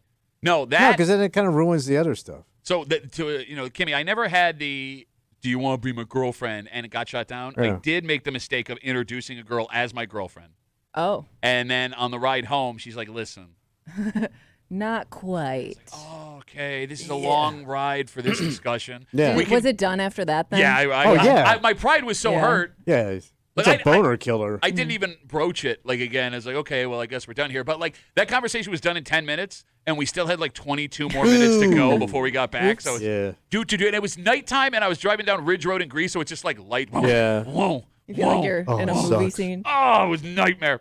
252 WCMF. A new poll reveals of 100 women that after 5 dates, most women expect you to be committed to them and only to them. No more dating around, no more seeing people. 5 dates and you are done. The other thing we may have to talk about here. What's that? What constitutes a date? Like an initial date or any date? 5 dates to one person can look a hell of a lot different than 5 dates to another. But just getting together isn't always a date. Exactly. I would argue hanging around my apartment doesn't Ain't a count. date. It's not a date. Right. Like if we're fooling around and watching a movie or something, like I'm learning I'm attracted to you. I'm learning we may have sexual chemistry. But as important as those things are in a relationship, they don't determine if we are compatible in a relationship. But she's going to see it differently. I agree. Yeah, I know. Like diddling's a date. Do you see diddling as a date? Well, I think anything that you plan ahead of time is a date. What did Bo Diddley say? Bo Diddley, date, baby. Did you? Oh, I'm diddling all night, baby. I come now. They call me the midnight diddler. I come around, but after all the kid is asleep. Bo Diddley, that's a word. You were saying, Kimmy, I'm sorry. That was not worth interrupting. That was a pretty good Bo Diddley. Not really. I mean, you're still be better. Hanging Do out. Bo Diddley. No, it's not my thing. Oh, yeah, you're saying. Not my thing. It's like asking me. It's like crapping on a welder and be like, "You weld things." No, it doesn't work. I mean, I guess if it's early on and you call somebody to come over, that's kind of a date. I mean, that's a hang. I don't know what else you want to call it. You went under the rim. I would consider it a date. So if you come over, let's say, all right, again, hypothetical. All right. Let's use a different guy here to not make things weird. You go over to a guy's house. You've gone on 2 formal dates. You're just hanging out on the couch watching a movie and like. But I think stuff like happens. just to hang out alone is a date. It's not a date. It's not a date. Okay. If I, But if I touch you so that doesn't sexually. count then. So Intimately. you don't count that in terms of like how many times you're seeing a person before you call it. In my mind, serious? In my mind, early on, a date is we are somewhere, we are discussing, we are introducing ourselves. It's like a to night other out. people. Exactly. Like that way, I am feeling you out still. Do I like being around you? Do we have compatible ideas, beliefs, future hopes and dreams? So you're not talking at all when you're in the comfort of your own home. Watching a movie and playing with each other? Like I don't know. Like, are Sure, you talking? still speak to each other in Hey, that so time. how was work today? What do you think about the car wash down the street? Please don't do that. Way too fast. But so like okay, I guess Not for the girls I was with, baby. Yeah, I know that. Go fast or go home. Yeah, you go to the wrist. Because I'm alive, live wire. so you're just getting right to it and then she goes home. Well, or she stayed and got up. Okay, And went so you're home. not talking at any point in time. Like there's no other. Well, you just did this. I'm sleeping. I think as soon as she curls up on your couch, and you've touched her that way, she thinks you're an item. Oh, Yeah. exclusive? I'm thinking in her mind, if you're on the couch and we're watching TV, Women she's also that like to have a hookup. Like it's not. I understand, but this isn't a hookup. I'm talking. You've been on a few dates now. You're Okay. over at my house. It's Yeah. like we've done a few things. Yeah. This is like we just. Been I think drunken you're apart. thinking too old school. Well, I'm old, so she's on my couch, Yeah. and I've now made a little move back there. Yeah, there are plenty of women I know that have like a friends with benefits kind of situation for a while. Okay, but we haven't don't gotten define to that point. anything. But you're jumping ahead of me here. Yeah. I'm saying 3 or 4 dates. Yeah. You've come over to my house. We put on the TV. Yeah. And now I'm making a move. What's in her mind? Generally speaking, I know there's different We have types of women. chemistry. We're still getting to know each other. So you're thinking that she doesn't. I don't think like just because you had sex once, she's like, okay, we're gonna get married. I understand that, but are we boyfriend girlfriend? I don't think that that's automatically assumed All after right. that. Like I think the conversation still has to be. I'm always had. thinking in her head now. She's I'm that comfortable. so dynamite. She is now attached forever. Well, how could you not, man? I'm a little piece of meat over here. You Come on. you realize that could go the opposite way. Like, ooh, this is not what I thought it would be. That's normally probably how it went. Well, later, after she slams the door. No. But before that. Bro, like, I mean, you talk all this crap. I knew you when you were single in your late 40s and early 50s. Lot of women coming through. Yeah. Like, quickly. Yeah. As in, like, oh, no. I moved him through, baby. Yeah, I don't think it was you moving. Yeah, them. baby. I don't think you were doing a lot of moving. Live him and leave him, Pat. I think the moving was just happening. Fooled around and fell in love. There is Fooled around and fell in love. There is another way. I think you could be exclusive without even having the conversation.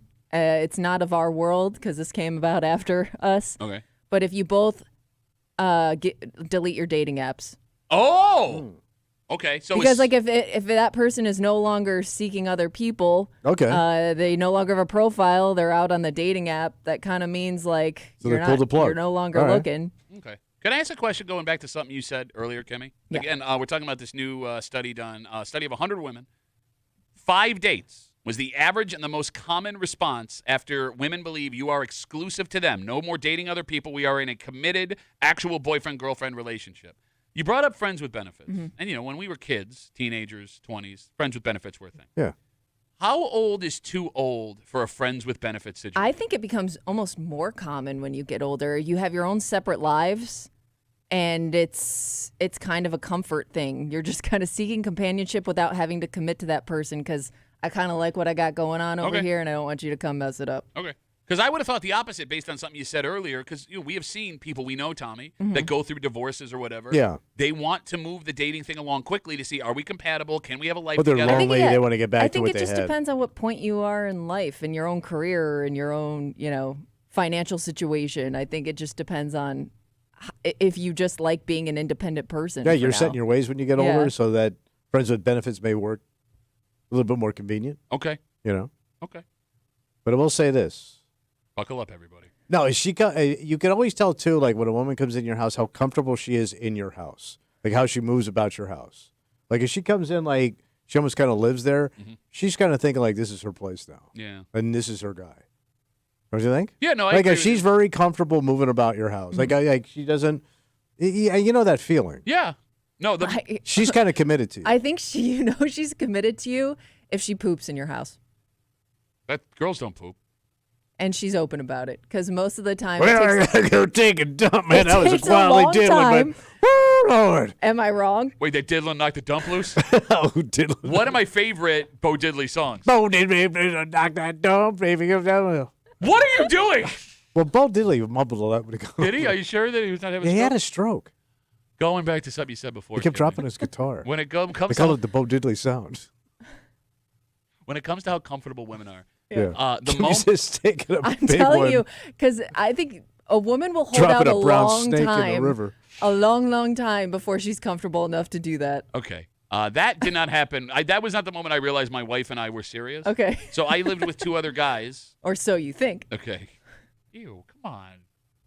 My wife doesn't poop. I told you, I dated one chick. She told me when she came over to the house, she goes, if I got to take a dump, I'm leaving. Yeah. And she said that to me. The moment I realized my wife, then girlfriend, wanted to get serious. Yeah. I lived with 2 other guys. She had come over one night. We had gone out Yeah. for drinks or whatever. And there were 2 there. They had 2 girls over. Yeah. And one of them was like cooking in our little kitchen. Right. And my wife was bothered that there was another woman cooking on the territorial. stuff. Yeah, that she was cooking. And I'm like a 21, 22-year-old kid at the time. And I'm like, this woman's a psycho. Right? Like I didn't get the idea of like I What's want. she doing? She got territorial. Yes, very, very. Okay. And I All was right, like, that's a sign. Oh, this is. Yeah, but so does territorial. What? Well, it's exactly what Kimmy said. And I go, yeah, territorial. You go, wow, she was territorial. Oh, sorry. Well, sometimes I hear voices in my head. Sometimes it's me. Sometimes it's Kimmy. Okay.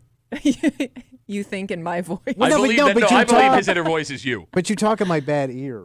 Pat talks in my good ear. You have headphones on. No, but I have bad you ears. talking about? One ear is like at 30%, one's at like 60%. Bro, They don't make no difference with the headphones. it don't make no difference. All right, just continue with Oh, your- Bo Diddley don't make no difference with the headphones, baby. There's nothing to get. Somebody hand me my guitar. It's Thursday. You know what that means? Bitch it out, I guess. Yeah, Bitch Voice Theater coming at you. And, you get in a committed relationship. You get married. Then first comes love, then comes marriage, then comes the baby and the baby carriage. You should write that down. That's good. Okay. Well, this guy has needed a whole bunch of baby carriages. So you're saying the number is insane and it's only one chick? Whatever number you think it is, it's higher. Because this former NFL player announced that he and his wife are pregnant again. Damn. Again. And this poor woman. Yeah, it's got to be misery for her. Like, how much can a vagina take? Like, how much can you tear up a vagina with a human being? We'll tell you who we're talking about. And we'll do it next here at the break room on CMF.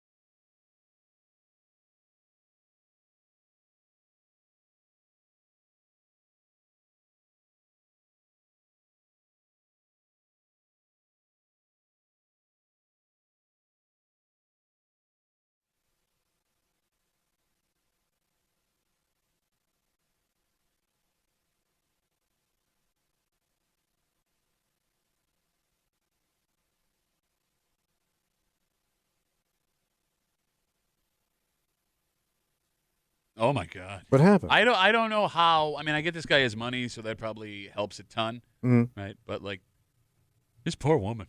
Yeah. This poor woman in like 15 different ways. And I get being a dad is hard, but you ain't. And by the way, 15 different ways is probably how it feels. You're hanging out in the break room. Rochester's Classic Rock 96.5 WCMF. We'll get to this story in just a second, but it is Thursday. Yeah. What's going on, buddy? When you want to hurt someone, you can't call them short or stupid or say they look like the bowler who won the 1975 Dr. Scholl's Open.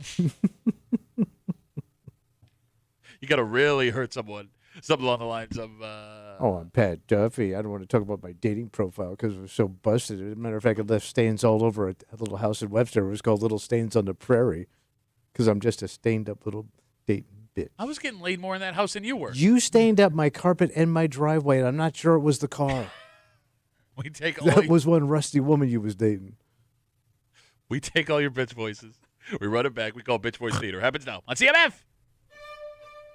And now, Bitch Voice Theater, featuring Thomas Muley, accompanied by Patrick Duffy. I'm Pat Duffy. I want a little community tool shed so I can go grab my tools over there and never return them. I'll have saws full of chips, actual Tostitos chips in my saw blades. Wait. Because I'm a non-tool little bitch. Are you talking about chips from Born Soil? Yes. I can, but I got to hide it. Why? Why? Because you're I a have... bitch.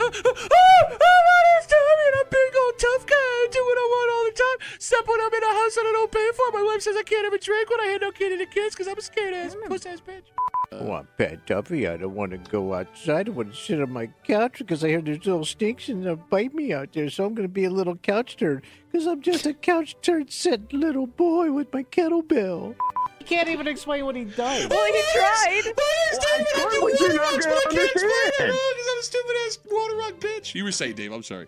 I'm Pat Duffy. I want to be a criminal with a heart. I'm going to ask my daddy for some philosophy advice, even though I trash him on the show every day. But I use it when it's convenient because I'm just a manipulating little bitch. In my defense, I was 9, so I didn't. Papa, I'm in trouble, Papa. And he's on the high honor roll every semester. Ooh, I have a little smarty pants. So I'm Pat Duffy. I apparently got into Kimmy's closet this morning and decided to wear her little hoodie blouse this morning because I'm just a hoodie blouse wearing little bitch. What time's yoga class there, we are Tina? wearing. We may be wearing the same. You're wearing the same color. top. And that was Bitch Voice Theater on WCMF. Tommy, do you remember Sean Alexander?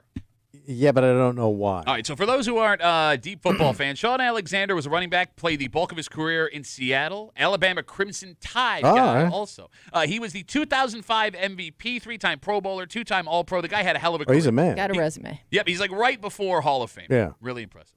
Sean Alexander has not played in the NFL since 2008. Right, he must be just relaxing and just enjoying life. No, it turns out he's been busy because it was announced earlier this week that Sean Alexander and his wife are expecting their 14th child together. That's insane. It's nuts. Let me say that again. One woman, Yep. 14 child. 14 children all together, the both of them. He is 48 years old. I Yeah. do not know how old his wife is. But Yeah, she I is mean, tired. even if she's younger than him, she's got to be getting up there in terms of having a baby. She's got to look older than him based on what has happened. Okay, so Sean Alexander is big about being a dad, believe it or not. Apparently. So everywhere he goes, he takes like all of his kids with him, and it looks like they run the gamut from like the early 20s down to like, well, they'll have a newborn in 9 months. All right. That sounds disturbing. I mean, this woman's just lived her life. It just does. It doesn't sound. It sounds unnatural. It's actually the most natural thing you No, can I do. mean, like there are a lot of people, whether it's religious or not, that it's not uncommon, I guess. Well, Well, no, it is I mean, uncommon. it's uncommon. Well, that I hope it's many. uncommon. It sounds abusive to me. Oh, for God's sake. Bro, for a woman to have a kid is one thing. Oh, here comes There are- Tommy trying to score progressive points. But you passed a bleacher through your body. There are women that love being pregnant. I understand that. 14 times? Doubt I mean, it. she's lived her life as a pregnant person. That's what I'm for saying, the like- last 20 years. Yeah, think of the. I just can't imagine what that does to your body over time. Yeah. To your organs. No, I'm with you on that. Like, it would be strange to live your entire adult life. I didn't think you could live. I would think one of them kids is going to kill me. I mean, just trying to give birth after a while. One of the kids coming out is going to reach up and grab something coming out. Like you know, kids, they grab everything at the grocery store. Like it's a Subway stop? Yeah. I don't know what to think. It sounds. It doesn't even sound fun to have that many children. Like, I mean, unless you're right, he's got so much money that he has people to take care of. But why? Well, no, it doesn't look like he has people to take care of them. It looks like he and his wife take them everywhere. They do everything together. He says he loves being a dad. Wow. It's like his greatest accomplishment. And look, if you have the means to do it, I guess that's okay. Yeah. Like, I was a family. I was one of 4. Yeah. And I thought that was a lot of kids. It is a lot of kids. To the point where when my wife and I, we were planning our family. Yeah. My argument was, let's stop at 2. That way, we're not having to play his own defense, and we have time to focus individually on the kids. Because look, my parents, God bless them, they both worked. Yeah. They didn't have time really to focus on each Right. one of us individually. I didn't want to do that. How do you do that with 14 kids? It's insane. So I had one aunt in Auburn. She had, I think, either 7 or 9, and they didn't have a lot of money. And it looked, even as a little kid, it looked like it was miserable because it was just constant chaos when you went to the house. Sure. And they were all young. She had them all pretty close to each other. Okay.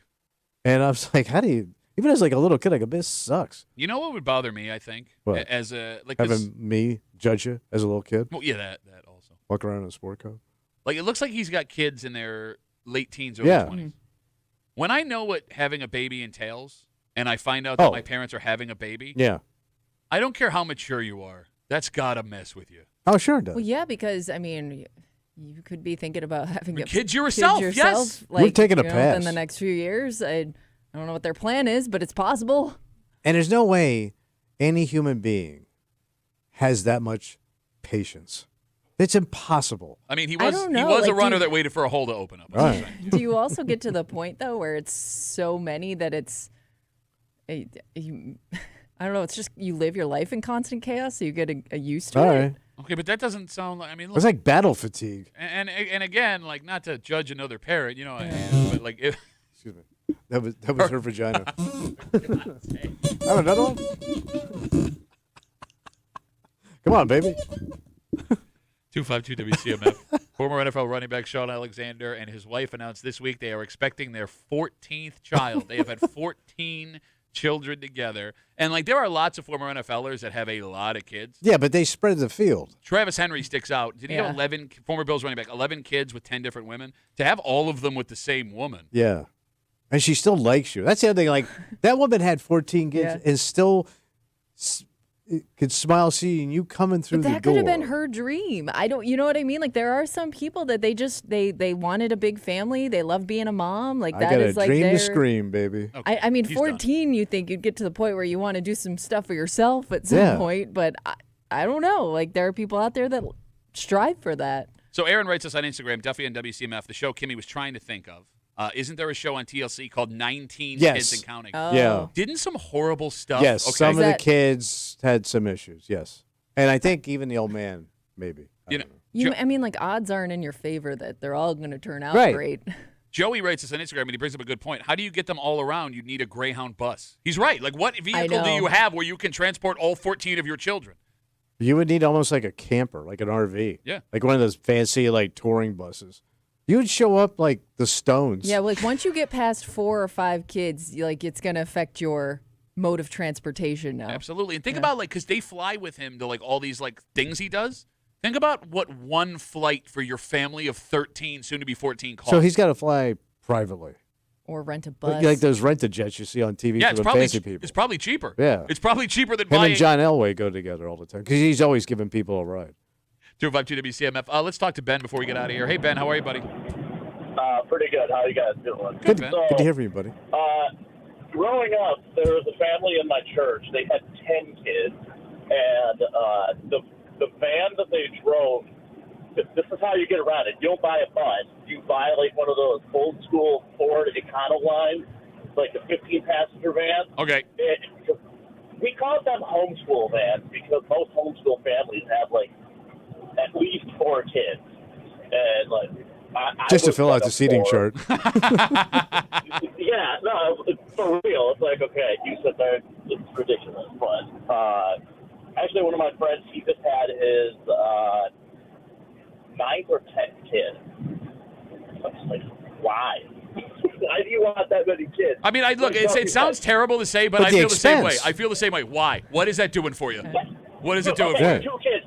Yeah, like you said, 2 kids is enough. Like, my 2 girls, I love them to death, but I'm kind of on the fence of having another kid because, like, I didn't want a boy, but, like, do I really want a 3rd kid? Because it's already enough. I'll say this. I'll say this. Hey, Ben, thanks for the call, buddy. Have a good rest of the day. I had a vasectomy. We talked about this on the air a couple years ago. And recently, there was worry that maybe the vasectomy did not do its job. And when I found this out recently, was horrified. Oh, yeah. Horrified. And obviously, if whatever happened, it would be fine. We would make it. We'd do it. But that was not something I was anticipating or like, because you think you took care of it. Yeah, we're all good here. I mean, you spent the money, you went through the pain. I had to smell Panic is a normal emotion. Can you get don't your feel money guilty back? about that. I don't know because they don't guarantee it works. And there's still a percentage, even if it's successful, that one slips through. Yeah, but still, but goddamn, man. I'm very potent. But my wife and I sneeze on her, she gets pregnant. Legit. Well, stop doing that. Like when no I had fun to, for her. I had to smell them cauterizing the inside of my balls. I think I deserve to not have kids. Yeah, anymore. burning ball meat, not good. But Kimmy, to your point, I was more freaked out recently than when I found out I was going to be a dad in the first place. Oh, yeah. Because like this is not in the plan. plan. You had a timeline. Exactly. Now. Like, I have some ideas in my head. Yeah, you were going to have a mate. Yeah. Late. That would have really thrown boy. that off. Here Future comes plans. late boy or girl. We come back, wrap it up, tell you what we're doing tomorrow next. WCMF.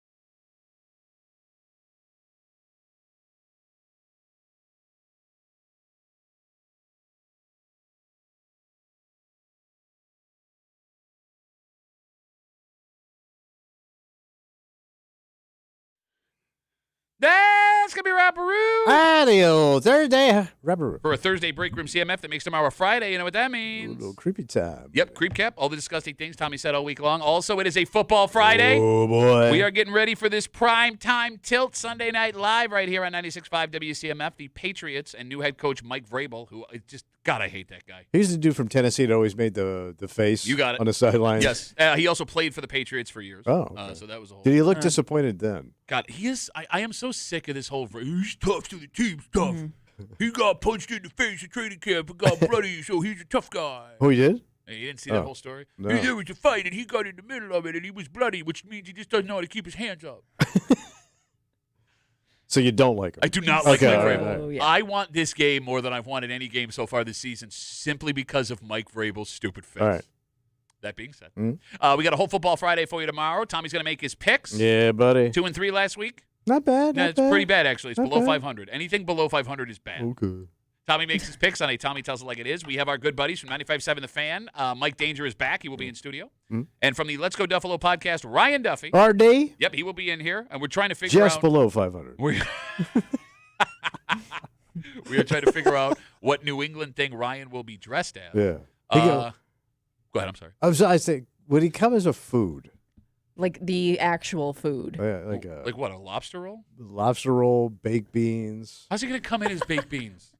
I could see him coming He's in gonna as cover a bowl, his naked bowl body. Of, a bowl of beans. Chris is theorizing Ryan will come in dressed as Cliff Clavin from Cheers. Oh, my God. Yeah, I hope for the sake of people getting references, he doesn't.